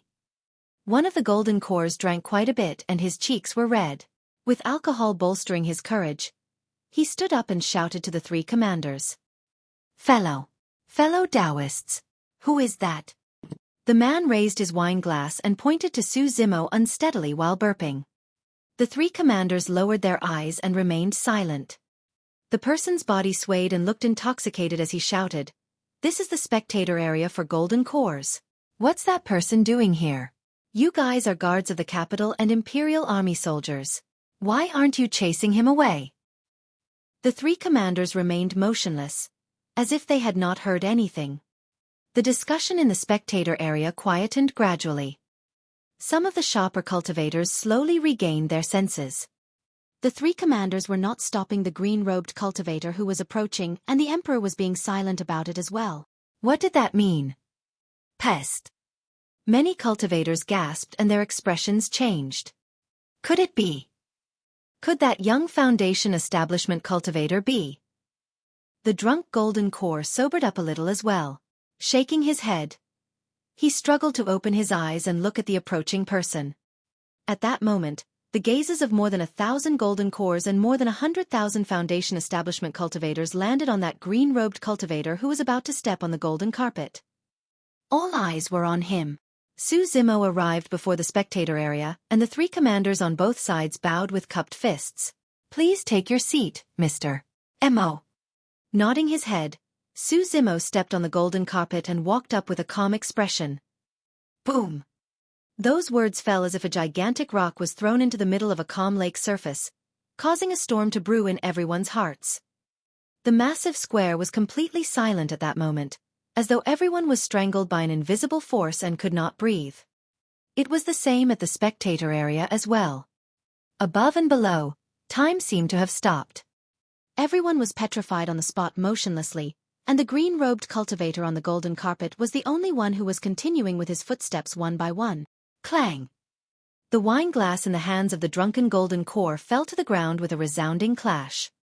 That sound seemed to break the frozen time. Breaking out in cold sweat, that person sobered up instantly and shuddered at the thought of what he had just said. He cupped his fists and bowed hurriedly, saying with a frantic expression, "GG greetings, Mr. Mo." The cultivators at the bottom spectator area were all itinerant cultivators. Most of the itinerant cultivators had not experienced massive events, and coupled with how prominent Mo Ling's name was, they were shocked. Some of them even jolted up instinctively. "Mr. Mo!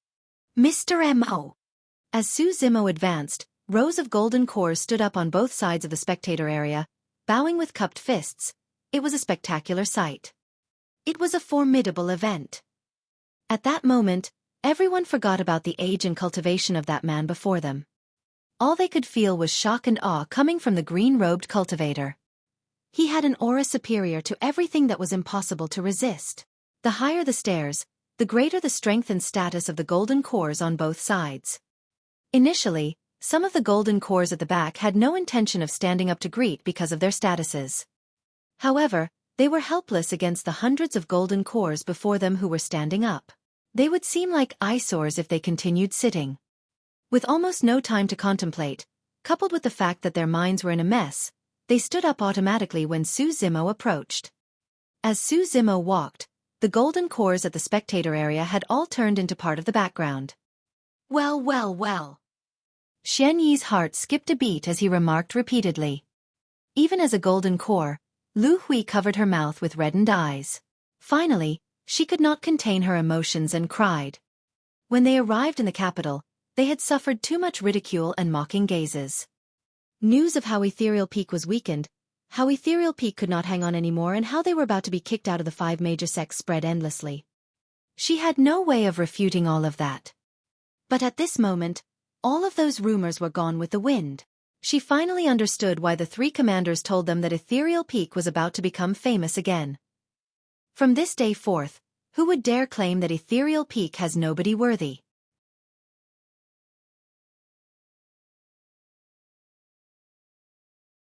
Chapter 311, Regret. Chapter 311, Regret. Under everyone's watchful gazes, in front of all the golden cores who were greeting with cupped fists, Su Zimo came before Xian Yi and Lu Hui. He bowed deeply and said in a deep voice, "Disciple of Ethereal Peak, Su Zimo, pays his greetings to the Peak Masters." "Gee, good child. Hurry, get up." Xian Yi hurried forward and raised Su Zimo's arms in an emotional manner. "So, Mr.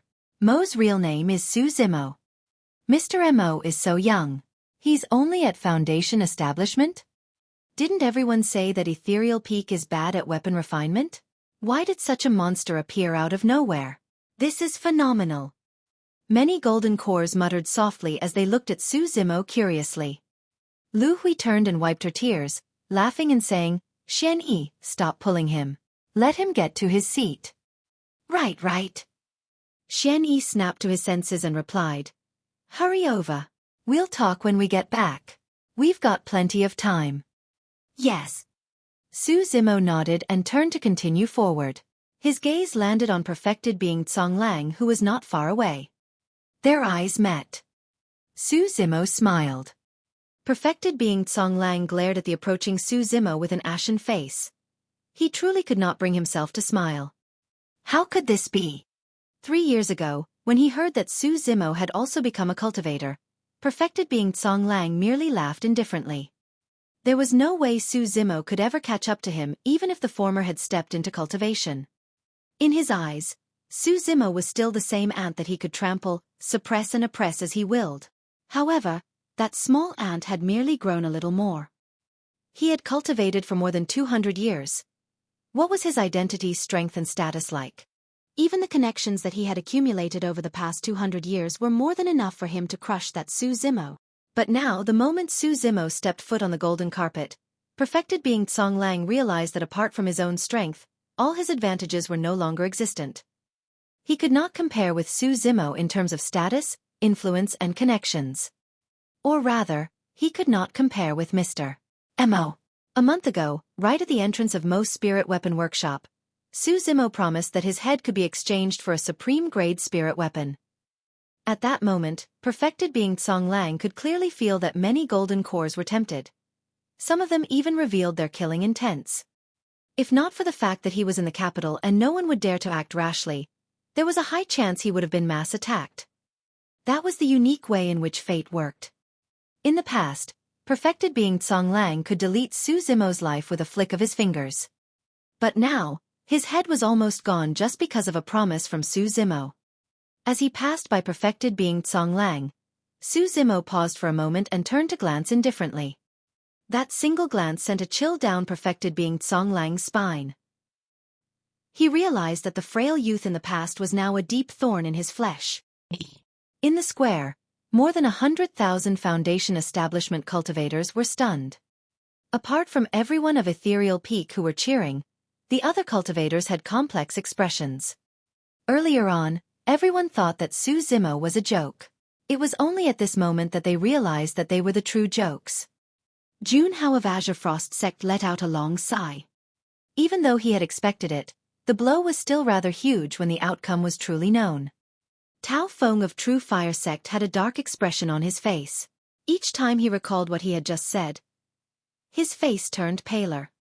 Hey, fellow Taoist Tao Feng, you seem like you were upset when my bro said that you're not qualified? Little Fatty asked with a grin. Tao Feng's expression was grim as he remained silent. Tisk, TSK, TSK. Little Fatty pursed his lips and asked, who was the one who was so arrogant that he wanted to compete with my bro in terms of weapon refinement? Why is he silent right now? Don't be a coward. Tao Feng clenched his teeth and shivered. However, he could not say a word. He had said too much earlier on. But now, every single word he said was being smashed back onto his face, causing it to burn. Beside Tao Feng, a cold and sinister man stood glaring at Su Zimo in the spectator area with a killing intent in his eyes. Recalling that he had provoked Su Zimo earlier on, Si Yutong felt a little guilty and laughed dryly. Who would have thought that he would be Mr. Emoha? Haha. No one cared about him, so it was a little awkward. Isn't that right, junior sister? Si Yutong turned to ask. Shen Mengqi, who was beside him, seemed to have not heard anything. She stared blankly at the spectator area where that figure was getting further and rising higher, as though she had lost her soul. Instantly, many things made sense to her. Why Mr. Emo would send that message for her master, perfected being Song Lang, to kneel down a month ago? Why Su Zimo would dare declare that Tao Feng wasn't qualified? Why Su Zimo was indifferent at the mention of Mr. Emo? Why Su Zimo would look at her strangely when she mentioned Mr. Emo? Why even the third princess of Great Zhou would head over? Why? All of those questions could be explained with a single answer. Su Zimo was Mr. Emo. At that moment, she suddenly felt like a fool. The princess's actions have unknowingly established many powerful foes for you. Let's see how you deal with things later on. Shen Mengqi laughed at herself when she recalled what she had said earlier. There was no need for Su Zimo to deal with things. The moment he revealed his identity, it was more than enough. Shen Mengqi was dazed. Once upon a time, she thought that she would soar through the skies upon receiving that one in a million immortal affinity. She thought that she would be separated from Su Zimo and become someone of a completely different world from him. But now, she suddenly realized. Everything she had possessed in the past couple of years was nothing worth mentioning in front of Su Zimo. Her life was perhaps lesser than a single promise of Su Zimo. In that instant, Shen Mengqi regretted. Before long, Su Zimo arrived at the second spectator area where there was only an empty seat. It was a seat that was beneath a single person and above everyone else. One that ranked equally with the princes, princesses and the chief steward of Sky Treasure Auction House. The emperor pointed and said, "Go on." Su Zimo nodded. Ji Yaoxue was beside the empty seat. Both of them smiled at each other. The moment Su Zimo sat down, a gust of fragrant wind blew over.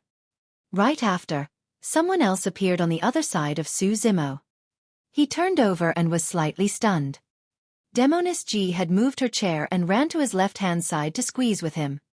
As such, Su Zimo's seat was sandwiched between the two princesses. Coughing gently, Su Zimo looked somewhat uneasy instantly. I'll sit here. Demoness Ji chuckled. Ji Yaoxue looked at her younger sister dotingly and shook her head to smile. The princes seemed to understand Demoness Ji's temper and did not say anything, merely smiling.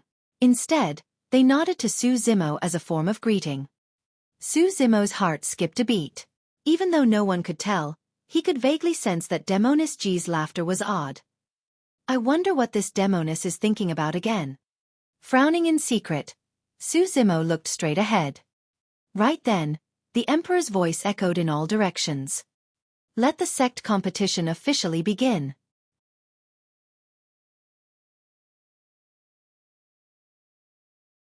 Chapter 312. I'll teach you how to refine weapons. Chapter 312. I'll teach you how to refine weapons. The rules of the sect competition are the same as the previous ones. For the 4 ranking lists of spirit, talisman, elixir and weapon, we'll choose the top 10 of each as the experts for this year's competition. All 10 people on the spirit ranking can choose a spirit art of their liking. All 10 on the talisman ranking can choose a talisman method. All 10 on the elixir ranking can choose an elixir recipe. All 10 on the weapon ranking can choose a superior grade spirit weapon. Of course, apart from that, there will be a reward of many spirit stones.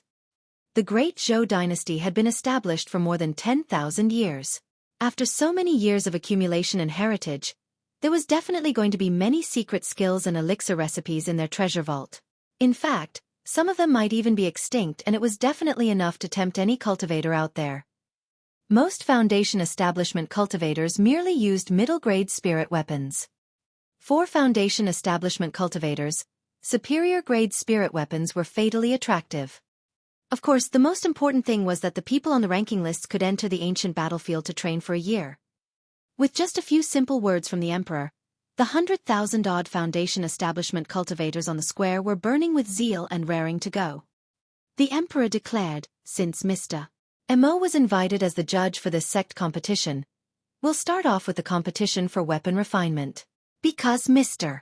Mo belongs to Ethereal Peak and needs to enter the ancient battlefield as well, it means that there are only 9 spots left to contest for in the weapon ranking. The meaning behind the Emperor's words was clear. Given Su Zimo's ability, he was naturally the number 1 on the weapon ranking without the need to even compete.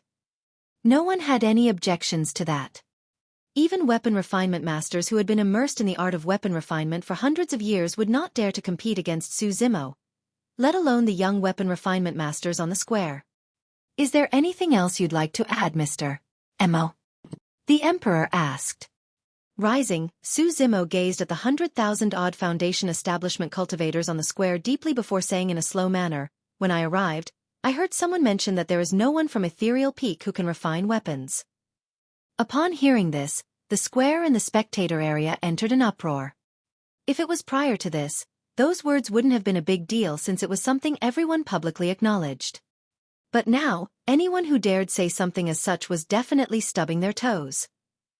Everyone swept their gazes and noticed that Su Zimo had a hint of killing intent on his face. They all realized that the number 1 weapon refinement master of Great Zhou was about to take someone down. Who was the one who said that? Stand forth. Su Zimo was almost at the top of the spectator area as he looked down at the square from above. Even though his tone was calm, it was laced with a dominance that was above everyone else. Swoosh, swoosh, swoosh. Countless gazes landed on Tao Feng.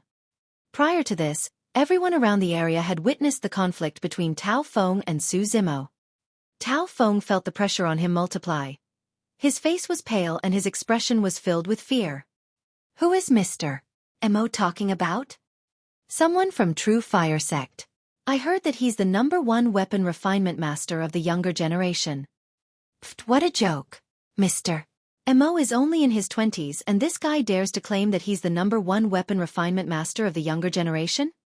The discussions in the crowd grew louder. The crowd around True Fire Sect gradually dispersed. Seeing that he was about to be singled out, Tao Feng grit his teeth and stood out with a venomous look in his eyes. He said hatefully it was meal. The golden cores of True Fire Sect frowned with ugly expressions. Very good. Su Zimo nodded. Since you were so arrogant, I suppose that the standards of weapon refinement masters from True Fire Sect must have already surpassed me. Which one of you is so formidable? Stand forth and let me have a look. Sweeping his gaze across True Fire Sect's golden cores at the Spectator area, Su Zimo's eyes had a mocking look in them. Su Zimo, don't go overboard, Elder Zhang said coldly. Overboard? Su Zimo shook his head and replied indifferently, I don't think so. Compared to that unscrupulous assassination attempt from True Fire Sect 3 years ago, this is nothing. Elder Zhang was speechless. Although there was no evidence of it, everyone was well aware of it. In fact, even the Emperor's notice was posted at the entrance of True Fire Weapon Workshop. Su Zimo is trying to establish his dominance. Yes, it's not only for himself, it's also for Ethereal Peak. This is equivalent to taking revenge for Ethereal Peak. Upon hearing the discussions around them, Xueqi and Lu Hui exchanged glances. Both could read the gratification in the other's eyes.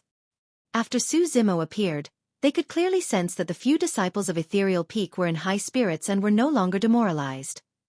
Turning towards Tao Feng, Su Zimo continued. You even said that the weapon refinement masters of Ethereal Peak are jokes?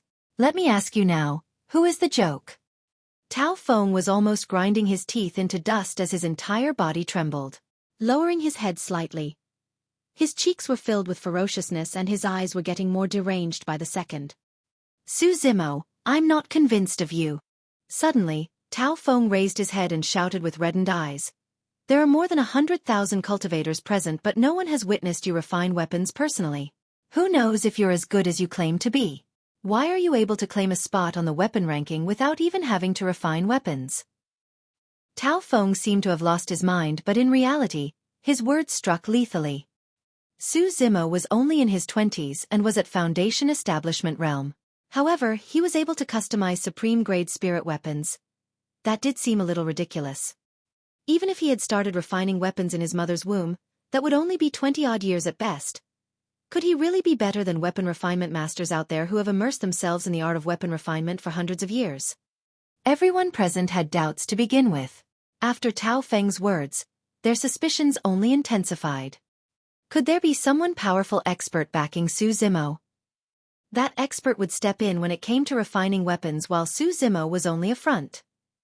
After all, no one had seen Su Zimo refine weapons before. Many people thought about it and pondered to themselves, if the MO from Mo Ling came from Su Zimo, could the Ling be from the expert? That thought seemed to have gotten them closer to the truth of things. The way many cultivators looked at Su Zimo changed slowly, carrying doubt and scrutiny within their gazes. In the blink of an eye, Tao Feng was now the center of attention as he laughed into the skies. Su Zimo, if you have the guts, come and compete with me down here. We'll let everyone judge who the joke is. I believe that everyone would like to see your so-called Mo clan's spirit gathering technique. The Emperor's expression was calm as he thought to himself. Impressive. With those words, True Fire Sect was going to benefit no matter what. If Su Zimo was not as good as he claimed to be, he would naturally be exposed by competing, and Tao Feng would become famous because of this. Even if Su Zimo truly was Mo Ling, he might end up committing a mistake under such immense pressure in front of everyone. Furthermore, this would not be of any loss for True Fire Sect, as they would be able to observe Su Zimo's weapon refinement process and even possibly get a glimpse of the secrets within. You want to learn my spirit gathering technique? Su Zimo's heart stirred as he could tell Tao Feng's intentions. However, he did not have to fear letting others watch or learn from his spirit gathering technique. After all, no one would be able to master it. The weapon refinement masters of Ethereal Peak had that tragic experience. Whoever that learned from him were the unlucky ones. Su Zimo, do you dare to compete? Say something. Tao Feng shouted provocatively. I'm not going to compete with you, because you're not qualified. However, changing the topic, Su Zimo continued calmly. In a bit, I'll teach you how to refine spirit weapons on the spot. Learn well and don't embarrass True Fire Sect. I'll teach you. It was the tone and attitude of an elder teaching the younger generation. Everyone was dumbfounded.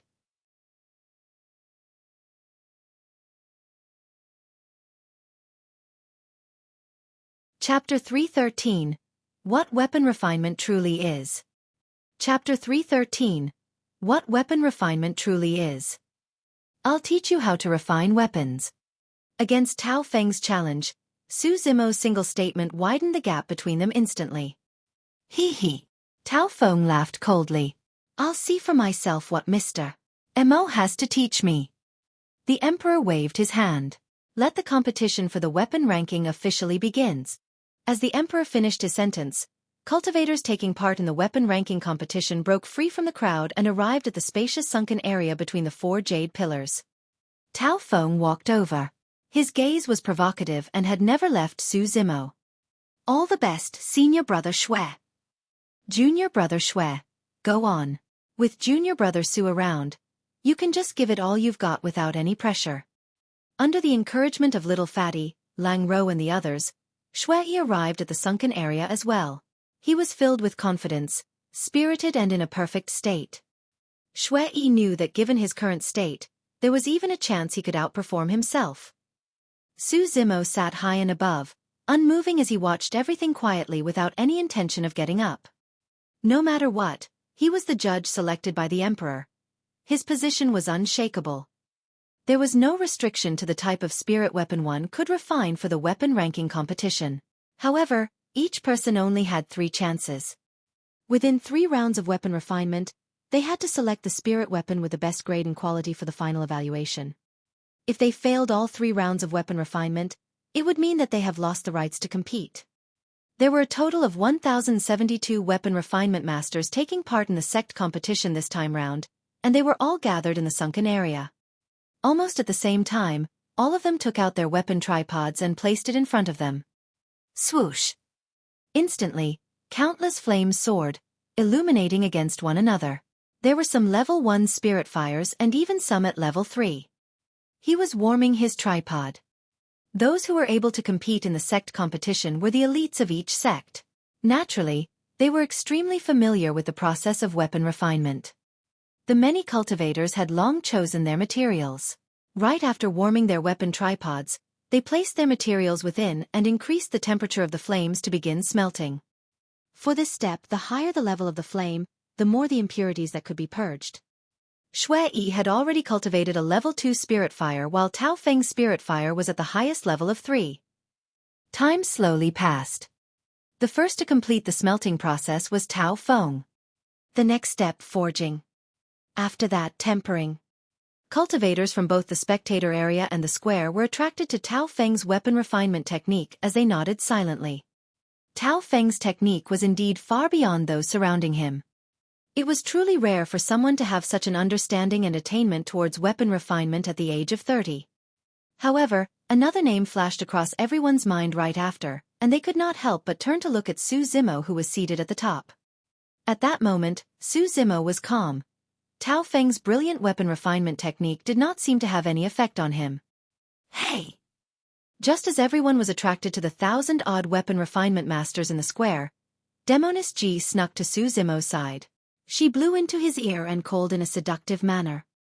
Su Zimo was expressionless and did not move.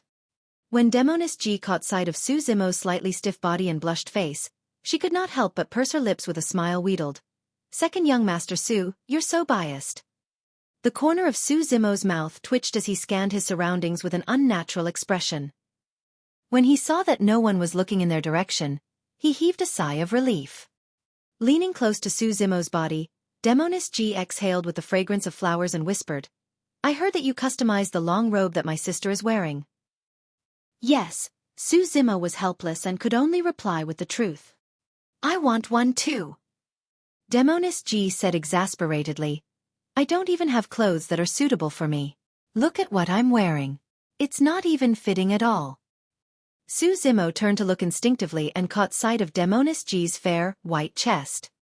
Instantly, he spun his head back and took a deep breath of air while closing his eyes to compose himself. Before he knew it, he had broken out in cold sweat and was looking disheveled. This Demoness. Even though Su Zimo knew full well that these were Demoness G's methods of seduction, there was nothing he could do to her. Furthermore, the Emperor was behind him and Ji Yaoxue was beside him. An indescribable sense of excitement plucked at his heartstrings and it was hard for him to control himself. By now, in the sunken area, Tao Feng was already one with tempering and had begun on spirit gathering. Before long, he gathered his first spirit pattern. Sima Ji of True Fire Sect nodded to himself. He had witnessed Tao Feng's entire weapon refinement process and there were no mistakes at all. There was a high chance a superior-grade spirit weapon could be refined. A short while later, another ray of spirit light flashed.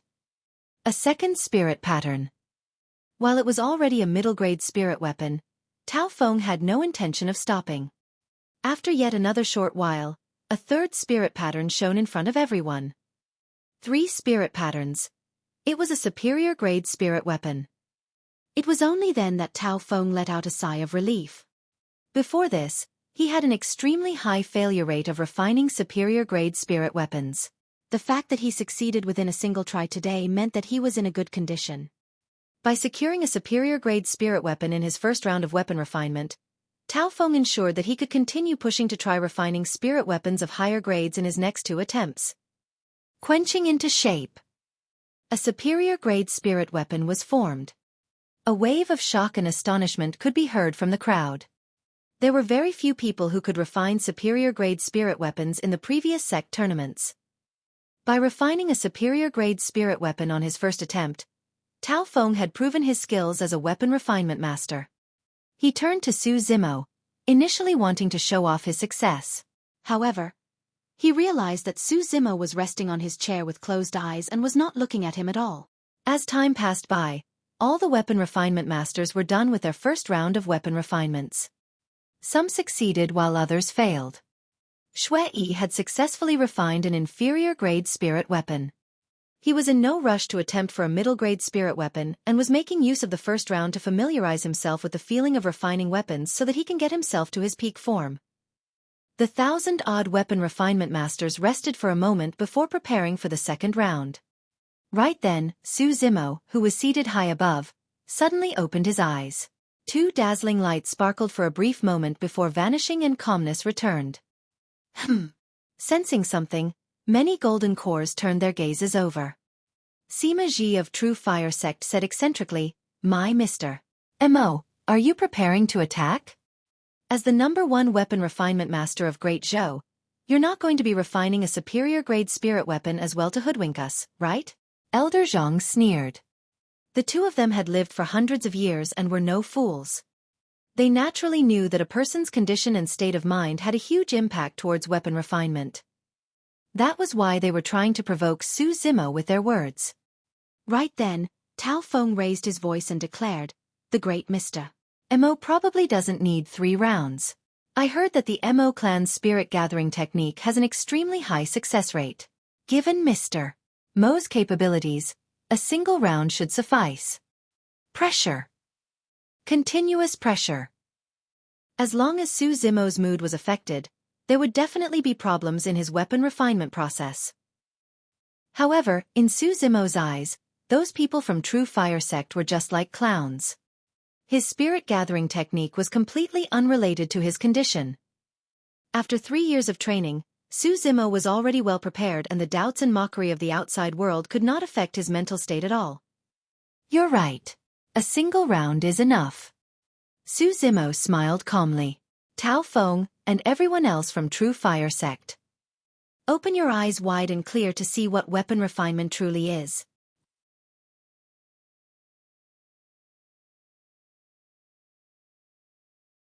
Chapter 314, Spirit Saber Refinement.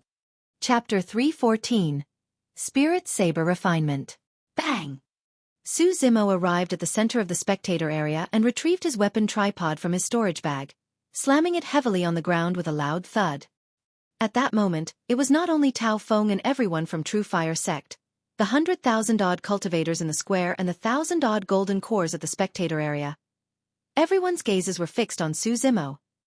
The immensity of that pressure was something ordinary people could not understand at all. In the eyes of everyone present, be it whether or not Su Zimo had what it takes, he was way too young. If his mental state and willpower were not resolute enough and he showed any signs of fear, he would definitely be faced with huge problems in his weapon refinement process. With an indifferent expression, Su Zimo gathered a scarlet flame on his palm and began warming the tripod. After the tripod warming, he retrieved pieces of spirit components that emitted strong spirit chi from his storage bag, tossing them into the weapon tripod. Heavens, that's the violet feather rock. That handful of sand is dim and dull. It seems to be lusterless sand. There's also ice silkworm steel, crimson gold crystal and mystic lightning jade. A series of exclamations came from the crowd. Those spirit components were extremely rare, and any one of them would suffice to be used as a core material to create a supreme-grade spirit weapon. But now, he had tossed all of those rare spirit components together. What was he trying to refine? That doubt surfaced in everyone's minds. The more the rare spirit components that were combined, the higher the difficulty of weapon refinement. That was a risk that few weapon refinement masters would dare to take. Before long, all the spirit components were tossed into the weapon tripod. Swoosh! The flames burned furiously at the spirit components in the weapon tripod. Time slowly passed. After smelting, it was time for the forging process. Under the countless gazes, a spirit weapon gradually took shape. At the same time, everyone's eyes gradually widened in shock. What's that? A saber? Holy fuck! Isn't that saber way too big? It even has a handle. If someone were to wield that, putting aside the massive consumption of spirit energy, it would be extremely inconvenient and clumsy. Even if he manages to refine it, it'll be useless. A long saber was gradually formed within Su Zimo's weapon tripod. It was half as tall as a person and had an extremely wide width, slightly larger than an adult's palm, a heavy and sturdy saber. Over the past 3 years, Su Zimo had refined too many spirit weapons. He had hundreds of supreme-grade spirit weapons. However, Su Zimo had never refined a saber that was made for himself. At this moment, Su Zimo felt that the time was ripe. A man from True Fire Sect said, "That saber has a handle. He should be making it for himself. I heard that he is strong in melee combat." The person who spoke had a cold and sinister gaze that carried a killing intent as he looked at Su Zimo. He was He Jiang, a legacy disciple of True Fire Sect. His younger brother, He Xing, was the elixir refinement master who died in Su Zimo's hands. Unfortunately, he forgot one thing. Tao Feng scoffed coldly. With so many spirit components smelted together, even if all the impurities are purged, the weight of that saber will be terrifying. He won't even be able to lift it. Su Zimo was extremely satisfied at the sight of the spirit saber that was gradually forming. He possessed divine power, and yet he did not know anything about saber-wielding techniques. That was the reason why he made such a massive spirit saber that was seemingly clumsy. With that, the spirit saber that was heavy and ferocious to begin with would be able to unleash extremely terrifying attacks when it was coupled with his immense physique and frightening blood chi. After forging was over, tempering started. With spirit energy, Su Zimo condensed a pair of big hands that entered the weapon tripod. His fingers struck the blade repeatedly like hammers, letting out a crisp and pleasant sound. Clang! Clang! A moment later, the expressions of many weapon refinement masters present changed. Even though it was hidden in the weapon tripod and they could not see Su Zimo's tempering technique, the gap between each striking sound was exactly the same. It was so precise that it was as though everything was calculated.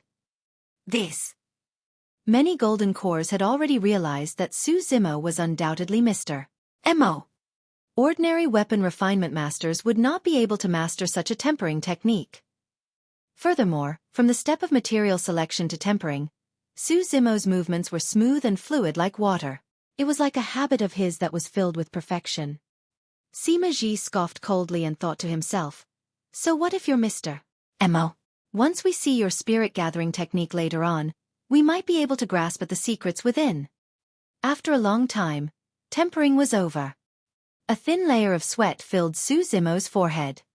With so many spirit components combined, the difficulty of tempering had increased immensely for him as well. After tempering came the most crucial aspect of weapon refinement, spirit gathering. Sima Ji could clearly feel Sima Ji and everyone else from True Fire Sect tense up, watching him intently. Phew! He chuckled softly and said, "You want to see my spirit gathering technique? All right, I'll let you guys see it clearly." Right after, in front of everyone, Su Zimo suddenly did something. He removed his weapon tripod. Everyone from Ethereal Peak had already expected it and were relatively calm. However, the other cultivators were horrified. It was especially so for the golden cores who were closest to Su Zimo, as they were rattled and wanted to retreat instinctively. However, they realized that they were behaving in an unsightly manner and gave fake coughs while calming themselves down. Without any protection, Su Zimo began spirit gathering. Even the emperor frowned when he saw that, not understanding what was the purpose behind Su Zimo's actions. The risk of removing the weapon tripod for spirit gathering was way too great. If the first spirit pattern failed, it would be equivalent to the explosion of a pseudo-spirit weapon and the lethality would be limited. However, if he were to fail at the fourth spirit pattern, it would be equivalent to the explosion of a superior-grade spirit weapon and the impact would be rather terrifying. Even if it was a golden core refining the weapon, he would be severely injured given that he would be unprepared to defend. Ji Yaoxue frowned slightly and pursed her cherry lips tightly, concern evident in her eyes. Sister, don't worry. He's Mr. M.O., he'll definitely be fine. Right then, Demoness Ji closed in and held Ji Yaoxue's slightly cold hands while comforting her with a smile. Ji Yaoxue forced a smile, but the worry in her eyes did not lessen one bit. Whoosh! Right then, a glow lit up. The first spirit pattern was condensed successfully. Su Zimo did not pause and continued to condense the second spirit pattern. Everyone held their breath and continued watching. After a while, another light flashed.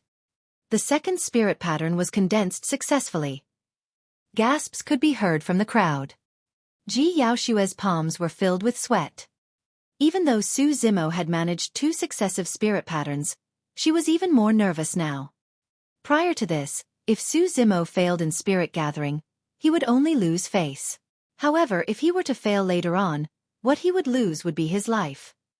Ji Yaoxue would rather Su Zimo fail his first 2 spirit patterns than let him get injured. Unfortunately, it was already too late.